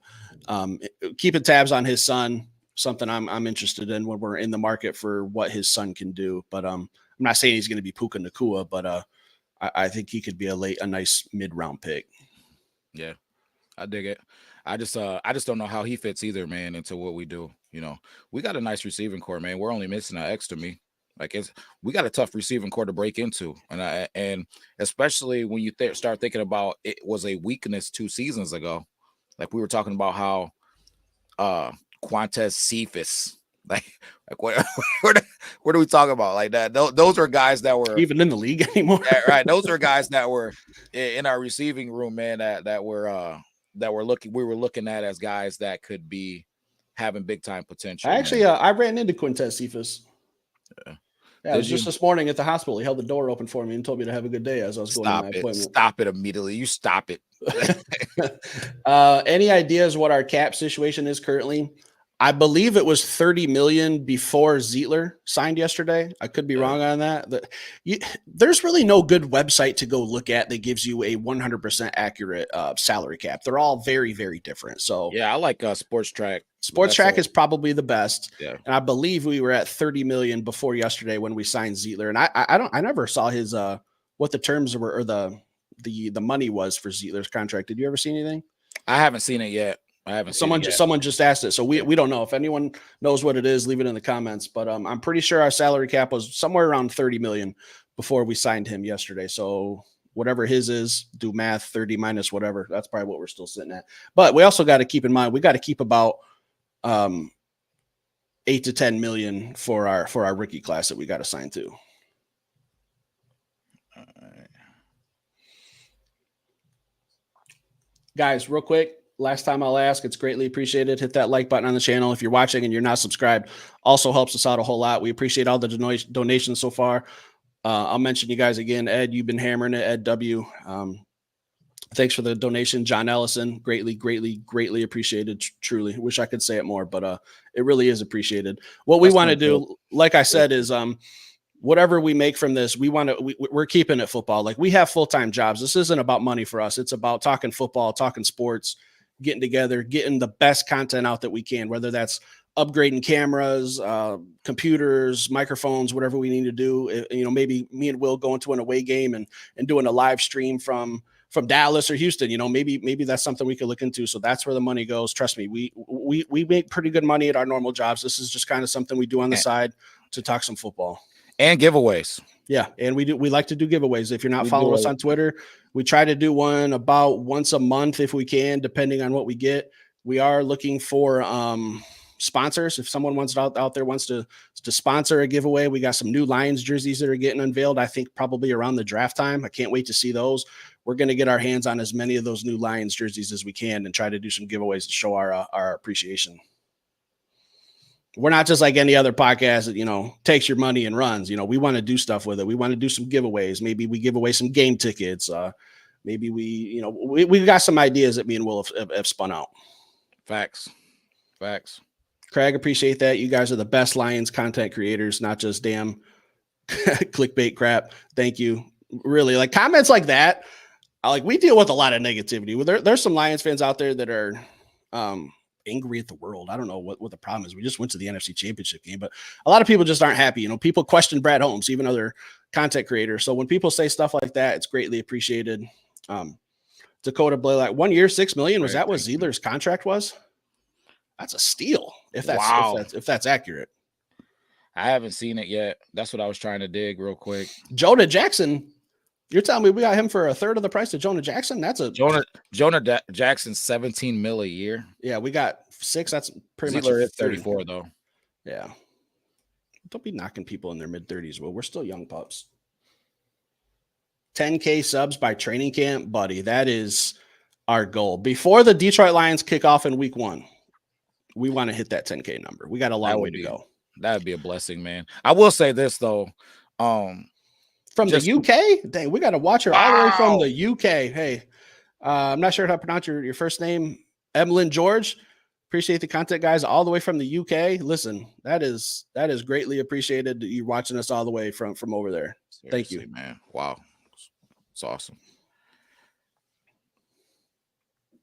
It is nice, man, because we get a lot of people just hammer you, man. Hammer you. And it is super nice, man. They get a little bit of love, man.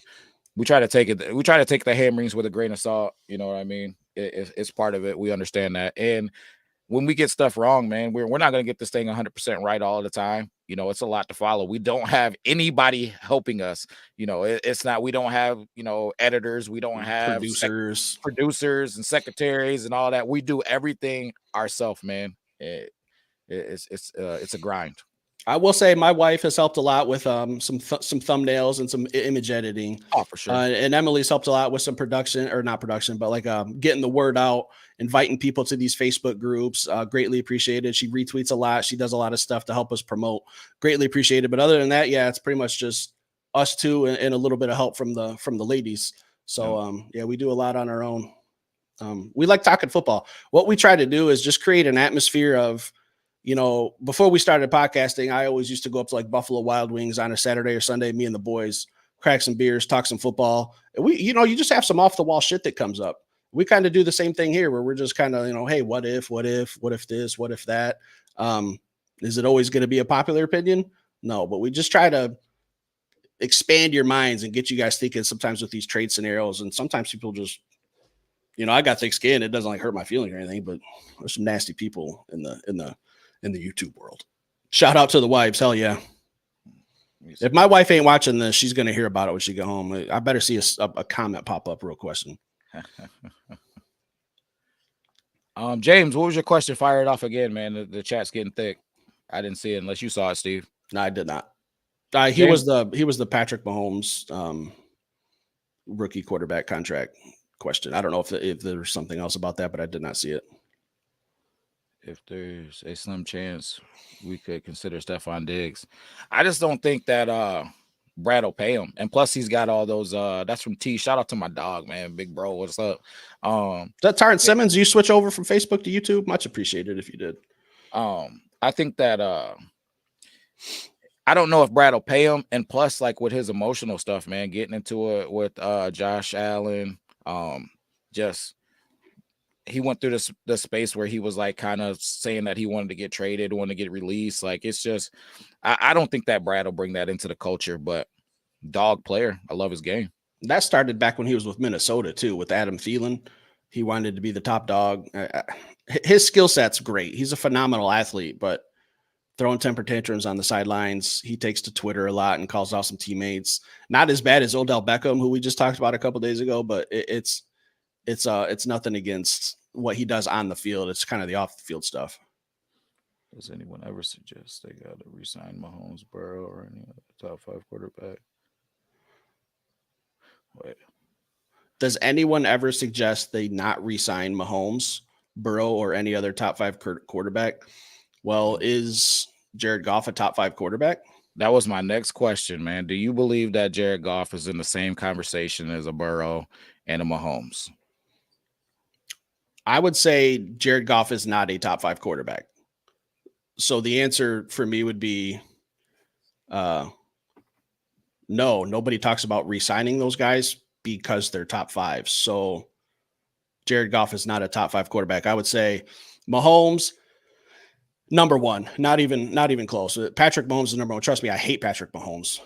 I hate him because he's so damn good. Josh Allen, Joe Burrow. Do you throw a Lamar Jackson in there? You throw a Jalen Hurts? I mean, I think Jared Goff's in that second tier. I think he's in the top 10, but top 5, no. Yeah, I can't put him in the top 5, man. Like, I don't know.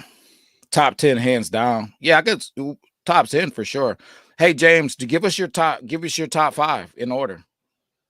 Give us your top 5. I like Joe's comment. No, but I would say that he's very good in this specific offense. 1,000%. We've hammered this before. Jared Goff needs everything to be perfect around him, and the Detroit Lions have that. Top 1 offensive line. He's got weapons for days. The situation around it in a running game, the situation around Jared Goff is perfect. Not a lot of quarterbacks have that, so we do have that luxury with Jared Goff. Yeah. Goff 7, that's fair. I mean, I don't know who your top 6 is, but yeah, I mean, if you got him in the top 10, I can respect it. I definitely think he's in the top 10, but I don't know, man. When you start talking about like just the top tier of these guys, man, I find it hard to believe that, and I'm not saying that it's not factual, James, but I find it hard to believe that there's not 5 quarterbacks out of this top 32 that you wouldn't take in front of Jared Goff. I see it. I'm assuming we're talking about Jared Goff here. Highlighted comment. Just wish he could run below a 20-minute 40. That's rude. That's disrespectful. Unbelievable that we're just throwing shade at our guy JG like that. They don't call him Vanilla Vic for no reason. I was just about to say, tell him the nickname. Tell him the nickname that you got for him. Vanilla Vic. Come on, guys. I had to get this Vanilla Vic. If he rushed for 1 yard, I was getting a Vanilla Vic text. Like, what are we talking about? Let alone I was getting it with emojis and in capital letters when he ran his little touchdowns. Oh man, it was out of it. Are we comparing Jared Goff and Tom Brady? Like, what are we talking about here? Like, I'm confused, James. What's going on here? I'm getting that headache. What's going on here? Listen, Jared Goff is. I don't mean this in a bad. He's a dying breed. He's a true pocket passing quarterback. Like they're dwindling away. If you look at just purely passing quarterbacks in today's NFL, it's Kirk Cousins, Jared Goff. I mean, there's got to be some more, but those are just the first two that come to mind. Yeah, I don't even think that he extends plays like Tom Brady and Peyton Manning. Like, James, how do you feel about that? Is that something that you believe that he extends the plays like those guys? Because Patrick Mahomes isn't overly fast. I believe Patrick Mahomes' 40 time was like a 4.8 at the combine. He's just athletic. He can make some people miss. He can extend plays. He can roll out. He can feel QB pressures. He has phenomenal. I don't think there's a quarterback in the league that has better pocket presence than Patrick Mahomes. He knows within the snap of the ball what he needs to do. Do I need to roll left, roll right, step up? He's very, very quick at taking that mental snapshot right when the ball is snapped and knowing what he needs to do. Steve, bring back Charlie Batch. Listen, please leave the stream. We cannot have Charlie Batch talk in this. I'm kidding. Stick around, see 1985 Paul, but there will be no Charlie Batch talk today. What about Jamie put Quandre Diggs? You want to see him back in the Honolulu Blue? Man, I've seen that all over Twitter. I don't know where he plays. I think we're loaded at safety. Can you get him on the field? Yeah. I would love to see. He was a fan favorite when he was here the first time. We kind of, Hawk, man. Yeah, he unfortunately fell under that Quinn Trisha era, like a lot of other good Lions players. Darius Slay, a lot of people left because of those two cancers. Would I like to see him back? Yeah, I think it would be cool to see him back, but on the field, I'm 50-50. I don't really know. Yeah, I just don't know where he fits in. If he came in for a modest contract, maybe veteran minimum type deal, a little bit more, and quietly was trying to come back to the Honolulu Blue and ride off into the sunset, I would be cool with it as a depth piece. In the event that somebody gets banged up, he can step in, and we know if he's got to play the full season because somebody's out, it's not too much of a slide. Yeah, I think it'd be cool to see him like on the sidelines coming out of the tunnel. But when we actually, after the coin toss and we're ready to play football, I don't know where Quandre Diggs would fit. I loved him when he was here the first time. Like I said, I think he was like I don't want to say like a Jamal Williams, but he was a fan favorite. He was a fan that everyone. He was a team captain. Yeah, absolutely, dog. Yeah, I'm not saying I'm not talking bad about him, but today I don't know where he would fit. I would love to see him as a fan. It would warm my old stubborn heart, but on the field, I don't know. Hey, James said that's what he's saying. Like, where would his fit be? He'd be coming off the bench. Yeah, man. Like, look at what happened to CJ Gardner-Johnson. Who are you expecting to come off the bench if one of our safeties get hurt right now? He'd be a good depth signing if the price is right. I would take him. Yeah. Steve, but I'm not. Go ahead. I was gonna say, what about your guy? I think he's still out there. Last I checked, he was Justin Simmons. He's still available. I'm surprised he hasn't been signed yet. You think he would fit that CJ Gardner-Johnson role? I think he could play on the back end for sure. I just don't know what the money would look like. He's not somebody that I was after by any means, but as he hangs around, Brad likes to see those guys who are hanging around. Hey man, like, what's up? You wanna play with a winner? 1 year deal, just prove it deal. Maybe you have a great year and then somebody else signs you next year, or maybe we bring you back. But I love Justin Simmons, but I don't know where exactly he would fit. I was surprised the Broncos cut him. I think he was probably one of the top 3 defensive backs available once he got cut, and I'm surprised he's still hanging around there. So I feel like the more you hang around, does that kind of bring your value down a little bit? I don't know, but correct me if I'm wrong. I think he's an all pro. Yeah. And what's my saying? All pro safeties don't grow on trees. Unless you're the Detroit Lions. Yeah, unless we just sign them and then release them. But yeah. Real quick, we've been on for an hour and a half, man. It doesn't feel like it, man. This has been a blast. We love doing live streams. We got to figure out a way to do this more often. Got to figure out a way. But how do you feel about that? The news came out today that Amon-Ra St. Brown is going to be featured on the quarterback version of that Netflix series. Man, I'm excited for it. I cannot wait. I love all the receivers that are on there. I was surprised at the group that they had, but just get the inside picture. Yeah, an inside look on Amon-Ra, man, is like, wow, man. You got Devontae Adams, Justin Jefferson, George Kittle, Deebo Samuels, and Amon-Ra St. Brown, man. Oh, you missed one. That's all I got on mine. Oh, yeah, you definitely missed one. You didn't know Deebo Samuel was going to have his son, C.J. Gardner-Johnson, on there as well? Oh, my God. I didn't know that. I will not. Special guest appearance. You didn't know? I will not partake. Breaking news. In this madness, I will not partake in it. Hey. No, I'm excited. I like that quarterback series on Netflix. They had Marcus Mariota, one of my favorite players in college. Kirk Cousins. Thought this died. Who else? Patrick Mahomes was on there. Was that the only three? I'm pretty sure it's just those three. But yeah, they tried to reach out to quarterbacks and nobody wanted to do it, so they kind of switched it up to receivers. But I'm excited, man. I think it's gonna be cool to get like a little insight on Amon-Ra. We see him. We watch his what's that? The podcast, the 33rd Team that he does with his brother. Mm-hmm. But we're just gonna get a little bit more insight. So I'm excited to see what he's really like outside of football too. Mm-mm-mm. Man, Cam Sutton's got to go. So who replaces him? I don't know that Cam Sutton's going anywhere. Playing nickel quarterback. I think that's what Amik Robertson's going to do, is play that backup nickel spot when Brian Branch, if the matchup's not favorable, or I mean, I don't think Brian Branch has an unfavorable matchup, but he could do so many different things. You could put him at safety. You could put him as a hybrid type linebacker. You could put him in the nickel. Like, Brian Branch is an absolute weapon. It's just about what Aaron Glenn wants to do matchup wise, I think. Brian Branch, Pro Bowl next year? I think so. I think he could. I think he's the best draft pick we had last year, and that's me saying that with Sam Laporta, because we need him more. So I feel like a lot of people, and this is kind of an interesting thing, man.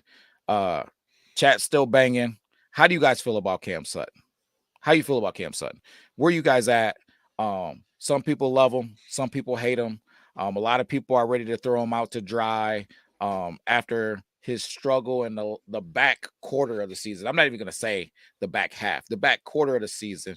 While people are putting it in the comments, Steve, how do you feel about Cam Sutton? Do you think that he's going to be our number 2 corner? Do you think that he's going to be a starter still? Is he going to come off the bench and be a depth piece now that we got my man Amik from the Raiders and we got Carlton from the Buccaneers? Or is he still going to be number 2? How you feel about it? Cam Sutton caught so much heat the last maybe 6 games of the season when he was getting roasted, and he did. I'm not going to stick up for him. He got torched against the best receivers in the league. Justin Jefferson twice, CeeDee Lamb, Mike Evans, Puka Nacua / Cooper Kupp. Like, it was not a favorable NFL matchup on the schedule for us with those receivers and our secondary being banged up. Cam Sutton had to be the guy. He didn't have a choice. He had to be the number 1 receiver, because who else were you going to put in that role? You didn't have another option. It had to be him or Jerry Jacobs. Come on, let's get real. We were signing special teamers and guys from practice squads from the Chicago Bears and Kindle Vildor to come in and play cornerback too, because Cam had to be number 1. This year, I think Cam Sutton will be a damn good wide receiver, or not wide receiver 2, quarterback 2. Yeah, double it down. Maybe I don't know. Could happen, but cornerback 2. I think he's going to really exceed at that role. I think Carlton Davis is the number 1.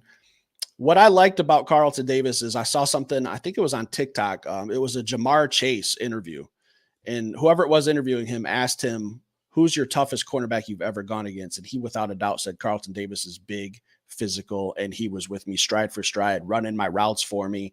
I think that puts him at number 1. He plays a full 17 games. I see Carlton Davis making a Pro Bowl too. Yeah. James said Sutton will play the slot. James, what makes you think that, man? You got some inside information that I don't have. Because when I talk about Cam Sutton, I talk about the body of work. Okay, that's forget what you saw for a couple of games. I'm a body of work guy. I'm looking at the film. What does the film say? When he was in Pittsburgh and he had a pass rush, he was a dog. When he was at the Lions and he had to cover guys for 15 minutes, he wasn't a dog. And on the back half of the season, he was a little bit banged up. Why don't we talk about the Cam Sutton from the first 6 games, the first 8 games, where we were doing podcasts talking about, man, all Cam Sutton does is just go do his job. It's not flashy. He just covers his guy and just takes care of his business. Then he got a little banged up. He started to struggle a little bit. Now everybody wants to take him out back and put him down. I'm not with it. I think Cam Sutton's a beast, man. He's a beast. He's a heck of a football player. When we get a pass rush this season, I think that you're going to see Cam Sutton be a lot more successful. Just like it's always said, pass rush and secondary are on a string. They're on a string.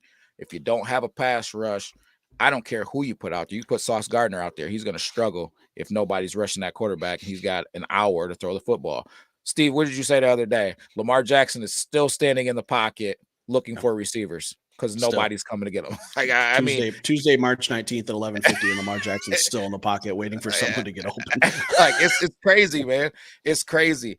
We got to have a pass rush. And plus, if you look at his style of play in Pittsburgh, he was a guy that played super physical and super aggressive, and he took risks. You can't play that style and not have a pass rush. You look crazy when you're trying to jump routes, and then the quarterback's still standing in the pocket looking for receivers. Yeah, you'll get flame broiled. Right? It's what happens. So I'm looking for Cam Sutton to have a bounce back season, for lack of a better words, because I don't think he had a bad season. I think he had a bad stretch, and I think he's going to quiet some people. And to keep it controversial, because I feel like we don't talk about it enough. Everybody is so high on Ben Johnson, that is, and he couldn't score points in the third quarter all year. I don't hear anybody like saying they wanted to fire him and get rid of him and all this stuff. But Aaron Glenn trots out the best defense against the rush in the NFL, or one of the top defenses against the rush, maybe not the best, but and people are talking about firing him. So I wonder what it's going to look like this year if Aaron Glenn gets his pass rusher and we trot out a defense is that special. Are people going to give him his flowers, man? Because I think that Aaron Glenn is a dark horse for maybe DC of the year. Assistant of the year? Assistant of the year, but DC of the year. I'm glad you mentioned Sauce Gardner, because you know what makes him really, really great? Their front seven is loaded. The problem with the Jets last year was a guy by the MILF Slayer, Zach Wilson, and no offensive line. Or the Jets probably would have been a problem. So this year, they're probably a team to look out for. We kind of talked about Greenberg's situation earlier, but they got a gauntlet they got to go through just in their own division with Buffalo, Miami, New England, not so much, but the other teams are top dogs. But what makes Sauce Gardner great is, he's an elite cover corner. You take that and amplify it with a loaded front seven. Like, good night. He's able to take away one side of the field with his skills alone. And then you throw in the Bryce Huff, who's the big defensive tackle, the guy I'm drawing a blank on his name. Jordan Davis. No, Jalen Carter. No. Quentin Williams. Quentin Williams. Yeah. You put those guys in the front seven on top of that with a corner who can shut down. Yeah. That's why their defense is so damn good. Like, I'm not breaking news here, but that's why Sauce is one of the top corners in the league. I wouldn't say that's why. He's a beast. No, but it really but it definitely helps. Yeah, it definitely helps, man. With his skill set, and then you're gonna give him a pass rush. Good night. Good night, man. What are we talking about? You know what I did the other day, Will?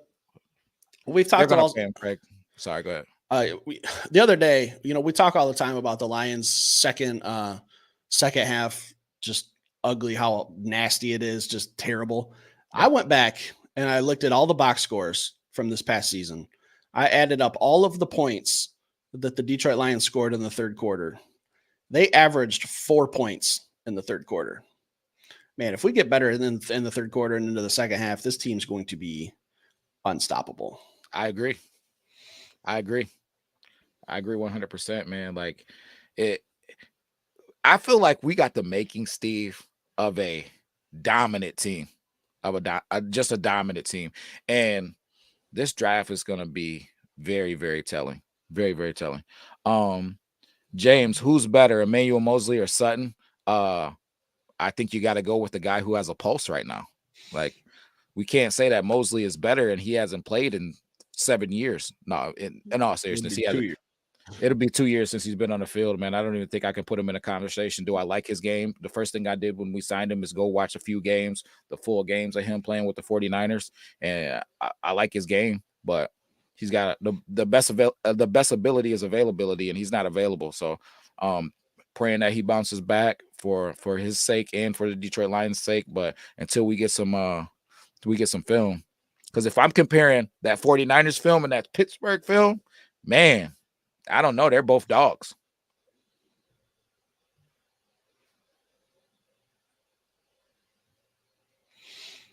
Best offseason so far. Yeah, I mean, James, we like what they've done in the offseason. It hasn't been overly sexy, but we filled a lot of question marks. We solidified our D line, locked up our O line yesterday. We addressed the secondary issues. I think me and Will agree that the only missing piece on defense is maybe one more edge rusher, which we can get on April 25th or 25th, sometime during the draft. That's the missing piece on defense. Love the free agency. I loved last year's free agency. We signed some guys in the same situation, like Cam Sutton, who we just talked about, David Montgomery, Emmanuel Mosley, who was supposed to be that starting second corner, got hurt, sucks. We hope he comes back, but I think with Emmanuel Mosley, I have more questions than answers, because by the time he plays football again, he'll be 2 years removed from the last time he put pads on and actually played like a real snap. I know he got hurt in a game, but it was really like I believe it was like his first snap on the field, which absolutely sucked. Yeah.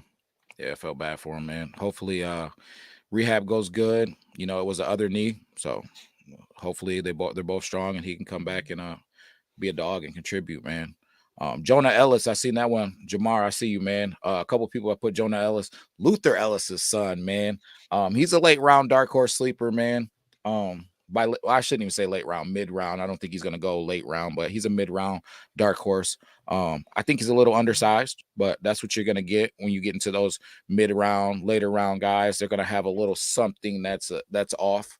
So I don't know, man. If he came, I think it would be an awesome story, and he can definitely rush the passer. That's without a doubt. But can he do it with guys bigger and stronger than him? Yet it remains to be seen.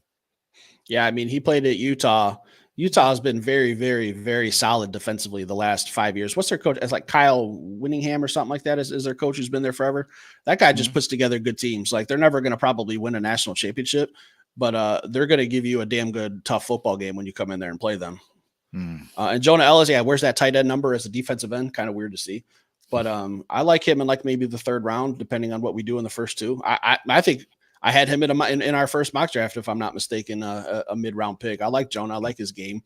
I wish he'd put on a little weight, but that's what the weight room's for. No doubt. That's where Will goes to, pretend like he lifts weights to do podcasts like he did yesterday. Just goes to the weight room and puts up his phone so he can try to look big. I don't know. I just got done taking that little selfie. That pump selfie. Yeah. What you guys didn't see on camera was Will curling those 10s. That's what nobody saw. 2.5. Guys, if you have any more questions, fire them out. We're gonna wrap this up. We've been live for almost 2 hours. That's kind of what we're gonna wrap this up. We're at about 1 hour and 40 minutes, but it's flown by. We've never done a live stream this long. Yeah, appreciate the support, man. We normally keep these things to about a half hour, and you guys have been asking questions. You guys have been participating and showing love, man. So hey, we'll stay. This is what we love doing. Our channel is truly about us getting together with our friends, man, and our extended family and our people to talk football. I was gonna say our boys, but it's our boys and our girls, man, because the ladies are banging some great questions and some great comments. I wish we had more participation because some of the people that I love talking football with are ladies, man, who know the game better than some of my boys that would be telling me that we need to go out and bring RG3 back to a contract right now. I got a buddy that loves RG3. I got another buddy that I podcast with. I won't say his name, but he keeps tossing out things like Mary Goda. I mean, like, some of these guys are crazy is what I'm saying. Mary Goda, baby. That's what I'm saying. So, ladies, man, don't be shy, man.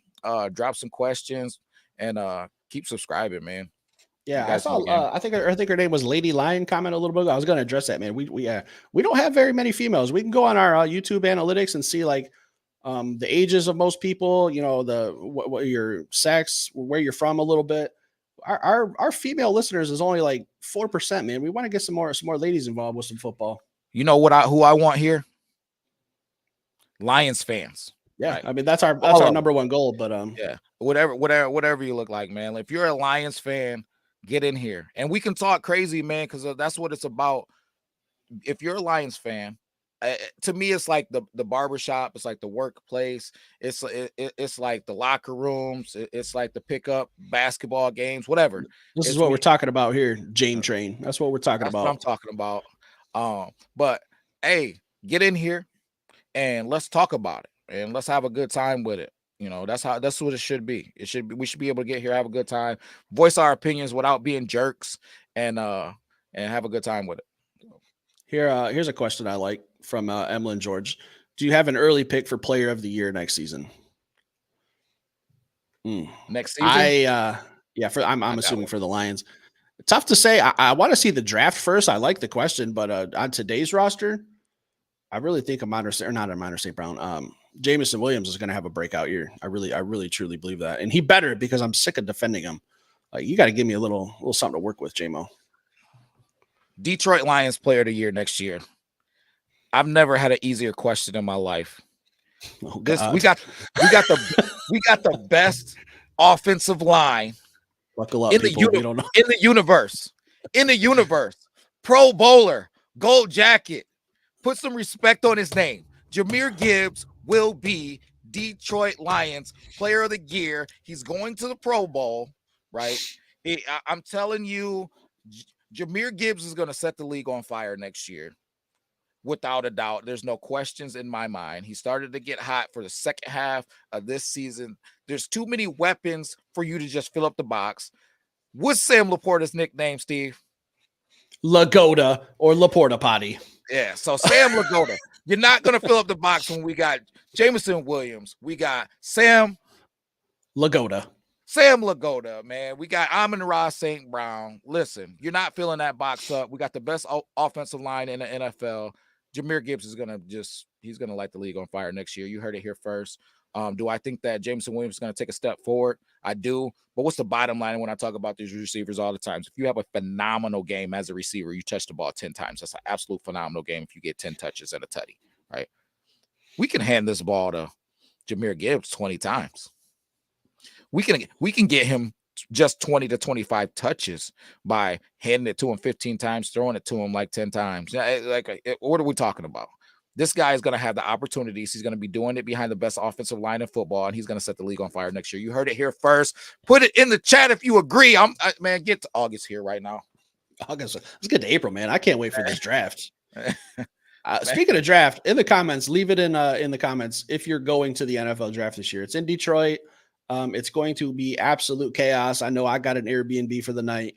I know Will's going. We'll be up there. We're going to be up there early. We're going to be up there interacting with some people. Yeah. We're going to be up there draft day. We're going to take the phones. We're going to do some interviews. So if you see us out and about, come up, say hello. But we want to know who's going to the draft. I think in Nashville a few years ago, they had 1 million people, and they're projecting 300,000 people in Detroit. So we decided, you got to stay the night, because I am not fighting that I-75, I-94 traffic. Absolutely not. Like, I'll take a bus to the other side of town and sleep. Yeah, man, it's crazy. They're going to have a whole lot of stuff. I went to this thing that draft pre-meeting, just talking about all of the activities that they're going to have there. What vendors are going to be there. The best places to sit and be. Maybe we'll do a booth. Who knows what might happen. Hey, if anyone here has any pull that can get us a booth, we will do a live stream. Yeah. If someone out there has a connection, we will even bring you on the show as a special guest for hooking us up. But if you know someone out there who has a connection and can get us set up somewhere where we can live stream with a good shot of the draft, we will absolutely do that. That's like almost a bucket list for me. That would be awesome to do. Yeah. Do you have any musts at the draft? Like guys we must draft? Do you have any guys? It's hard to tell with where we're picking. This is it's kind of like uncharted territories with the Lions picking this far back. Usually sucks to say, but usually we're in the top 10, and musts are a little bit more easy to predict, but I'm more of a must on a position. I'm must on the defensive end, outside linebacker, and then a receiver. So it's kind of hard to answer that question, but I understand. It's just at 29, we don't know who's going to be there. And the top 10, you have a better idea. James, are you saying Liggett and Zinner, like pick 29 is Liggett, pick 61 is Zinner? Just so I can clarify. For me, top 3 edge rushers. So you got again, you got Dallas Turner, you got Jarrett Verse, and then you got Chop Robinson. To me, that's my top 3. If any of those 3 are there, I'm taking them. Then I'm going to Adonai Mitchell and Xavier Liggett. That's what I'm looking at 29. And then at 61, it just depends. I'm seeing a Kool-Aid. I think I like Kool-Aid, but man, I gotta show love to one Coach Parker. If you stopped in, you said you might stop in. Coach that started at River Rouge, now he's at University of Toledo. Gonna have a first round draft pick out of UT. Go Rockets. Hey, listen, Quinyon Mitchell, man. Quinyon Mitchell. Hey, that's where Cuz came from, man. Went to the league out of UT. So but yeah, Coach Parker's got a first round draft pick at corner who was showing out. He ran that 4.3 that I told you guys. I had the inside track. He's gonna run that 4.3 early. But he's gonna be coming out in this draft, man. I'm gonna be rooting for him. If he slipped down, I would take him over Kool-Aid. But I'm not as high on Kool-Aid as a lot of people. If he and especially after we address the cornerback position, if we didn't, I might be a little bit more apt. Yeah, I don't even like Kool-Aid as the number 1 corner on Alabama. I'm more of a Terrion Arnold kind of guy myself. I don't know, man. I don't know. Terrion, I feel like Terrion's ball skills are better and he's a little bit smoother, but I feel like putting it all together, I like Kool-Aid McKinstry. Bob Mullins, I see your comment. We were just kind of talking about that with the draft being in Detroit. We asked who's going to be at the draft. I know I will be. There's no chance I'm missing an NFL draft in our city here. Brad Holmes will definitely be trading up. Man, I hope so, because I truly think this defense is on the verge. We're on the verge of being in that top 10. I don't want to say elite, but we don't need to be elite. Our offense is top 5, top 3, maybe top 1. I don't know. You get that defense from where it was in the 20s to top 10. I think the only missing piece is a pass rusher. I've said it 1,000 times. It's going to be hard to change my mind unless we go out and trade for someone. And we talked about trading for we talked about Hassan Reddick and Josh Sweat the other day. We don't really know what's going on with the Eagles. So if something pops up and at 1 o'clock in the morning, if I get that ESPN alert, trust me, everyone in this house is waking up. Man, I just can't wait to be down there, sitting there. All of a sudden, we hear the Detroit Lions has traded up in the draft. The Detroit Lions are now on the clock. That's what I want to hear. Like, wait a second. Hold up. Wait a minute. You think it'd be louder? Well, 300,000 people. You think that would be louder, or the Derek Barnes interception? Oof. Yeah, I mean, just from a number standpoint, you get 200,000 Lions fans, 100,000 from other teams. I don't know. I don't know, man. I don't know. They're not gonna be cheering though. They're not gonna be cheering. I think Derek Barnes is probably louder, packed into the just the indoors too, man, in the dome. But it's gonna be crazy. It's gonna be crazy, and just the idea of I would imagine 300,000 there, 250 Lions fans, and celebrating the fact of us moving up in the draft and getting Jared Verse with some of my closest friends and family. 200K of my closest friends and family. 200,000 Denonites? Man, Den followers? Man, it's gonna be love, man. It's gonna be love. Someone said from Twitter, brave soul supporting those Pistons. I think he's talking about your sticker you got behind it. Hey, man. No, my shirt too. So listen, I didn't see the shirt. Hey, listen, guys. I was walking down the street on Woodward, and a homeless guy took this off and gave it to me. He was like, "Listen, man, I don't want this." You know what my true fear is next year for the Detroit Lions? That we're going to go to a game and they're going to try to give us Pistons tickets as a giveaway. Man, hey, no joke, man. Went to go watch Nikki Glazer, her comedy show, and to get there, you had to walk past Little Caesars LCA. And there was people outside. I got tickets, and I was just like, I literally said it out loud. No, I literally said it out loud. Like, nobody is buying those tickets. And he goes, I know. You I give know, me man. $20, I'll take those tickets off your Man, hands. man, like it's bad. That's sad. It's You bad. know, it sucks because the Detroit teams are all doing fairly well. The Wings have kind of, you know, taken a step back the last week or so, but the Pistons are just in a league of their own. They're just so bad. So bad. It's embarrassing. Yeah, it's not good, man. It's not good. What would it take? This will probably be final question. We're kind of wrapping it up here. We've been almost live for 2 hours. We appreciate all your guys' support. I've seen some new subscribers on here as well. Hammer that like button for us. What would it take to move up 15 spots? So you're talking about getting into 14. We've seen Brad Holmes do it. We've seen him go from 32 to 12. I can't remember what the package was though, but what was it? A first and a second. I can't remember, but we've seen him do it. So it's going to be something pretty similar to that, pretty close to whatever that was. I just can't think of what the package was where we traded up for Jameson Williams, but it's going to be very, very similar to that. Yeah. Oh boy. All right. We got to address William. I know you see it. What's that? You guys Kayvon Lewis. You guys watch any other channels like Lion Syndicate or Dose of Dion? Honestly, man, we try not to do much watching of other channels because we're not looking to be accused of stealing anybody's content or styles or anything like that. Now, if there's some breaking news or something's viral or we feel like there was something that was posted on Twitter that leads us to go check it out, we do. But Dose of Dion, man, is one that I used to watch before we started podcasting. He was one of the bigger names out there. And then we did have a little correspondence with Syndicate when we first started, and he showed us some love and helped us out a little bit, just getting our feet off of the ground. But to be honest, for the most part, we don't do a lot of watching other guys, man. No shade to him, though. Hey, if you're a Lions fan and you're doing this thing, I think it's enough room for all of us to eat, and keep doing your thing, man. If you like their channel, support it. Yeah, I was gonna say the same thing. I used to watch Woodward. You guys know how I feel about them. It's not those guys, it's corporate companies who are trying to run a sports show is what I have a problem with, not the actual personalities. But I listened to a little bit of, it used to be Stoney and Jansen, now it's James Costa and Jansen.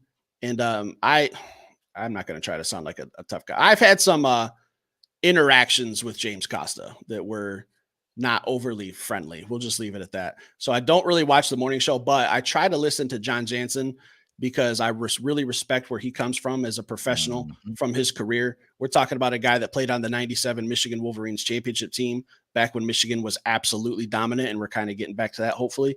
Also played in the NFL for a long time. So I take his opinion, and it carries a lot of weight with me because when he talks about things, he's not just talking about it like I am from a fan standpoint. He has firsthand knowledge and experience. But yeah, I liked it more. Hey, celebrity boxing match. Listen, I got the gloves for him, guys. That's fine. I got a pillow for Costa right when it's over. So you gonna put him night. Sleepy time. No, see you know what they call this, Will? This right hand right here. They call it NyQuil because it puts people to sleep. Oh God. No, but I like listening to Jansen, but he's kind of stuck with cookies right now. So I don't know. I might have to take a little bit of a step back, but I will not listen to the Ticket. I do not listen to the Valenti show anymore. I do not listen to any of the guys on the night show. I try not to watch podcasts for the same reasons Will said. We try to create our own content. Sometimes when things happen in the NFL, it's inevitable that everyone's going to be talking about the same thing, like the Zach Zeitler signing last night. Like, every YouTube podcaster is going to go on there and talk about it. But we really try not to watch other Detroit Lions podcasts. Me anyways. While we got a bunch of people in here, man, I would be remiss if I didn't remind people of this. We do a ton of giveaways, and as we grow, and now we finally gotten monetized, we'll be able to do more giveaways. So there's jerseys. We plan on doing helmets. We plan on doing gift cards. And these are things that we've done already. We've been doing normal jerseys, but we want to elevate to the signed jerseys and more stuff as we become more successful. We're going to do those things. So please, not only subscribe because the subscriptions have been taken off. It's been phenomenal. It's been awesome, but tell a friend about it, man. There's some new faces in here. I seen, I forget. I apologize. It went by so fast, but somebody was asking if this is a weekly show. We put out content every single day, we're putting out at least 2 episodes every single day. Yeah, it was C. Henry. I follow him on Twitter. I see a lot of his stuff. I like his opinion a lot too on stuff he says. I don't always comment, but I do see you on Twitter.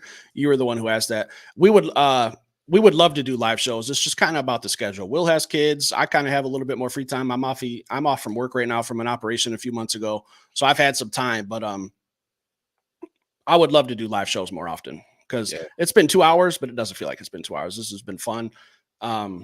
Last question. I know I said last question last time, but I'm going to try to help some people out here. Kayvon Lewis asked another question. How do you guys plan to commute to the draft? I'm trying to figure out if I should go just Uber down there. So I don't know. Listen, we've never had the draft in Detroit, so this is kind of new for everyone. I can't predict what's going to happen. I will tell you, if you're going, get there as early as possible. Like I said, me and Will are going to get up there early in the morning. I've got a Airbnb I'm staying in kind of on the other side of town that I can take the train to, or not the train, the monorail, whatever it's called. So I'm getting up there early. We're going to try to mingle with some Detroit Lions fans, pick your brains. We're going to have the phones. We might do some interviews, that kind of stuff. So like I said, if you see us out and about, come up, say hello. We're pretty approachable. Hopefully you guys don't put like a hit out on us or anything. I don't know. Don't want to be watching over my shoulder. You know what I'm saying? But yeah, don't know. I wish I could help you, Kayvon, but we really, truly don't. People move. It's not the people move. I know the people movers one. It's the train that goes right down Woodward. I think it's just the monorail. The people movers up above. The Q line. Q line. Yeah. Yeah. I couldn't think of the name of it. The people mover. We used to watch you struggle. Thanks for not throwing me a life vest there. Well, I'm out here drowning in these waters trying to think of the Q line. Yeah, we used to ride the people mover all the time from Greektown Casino over to Joe Louis Arena.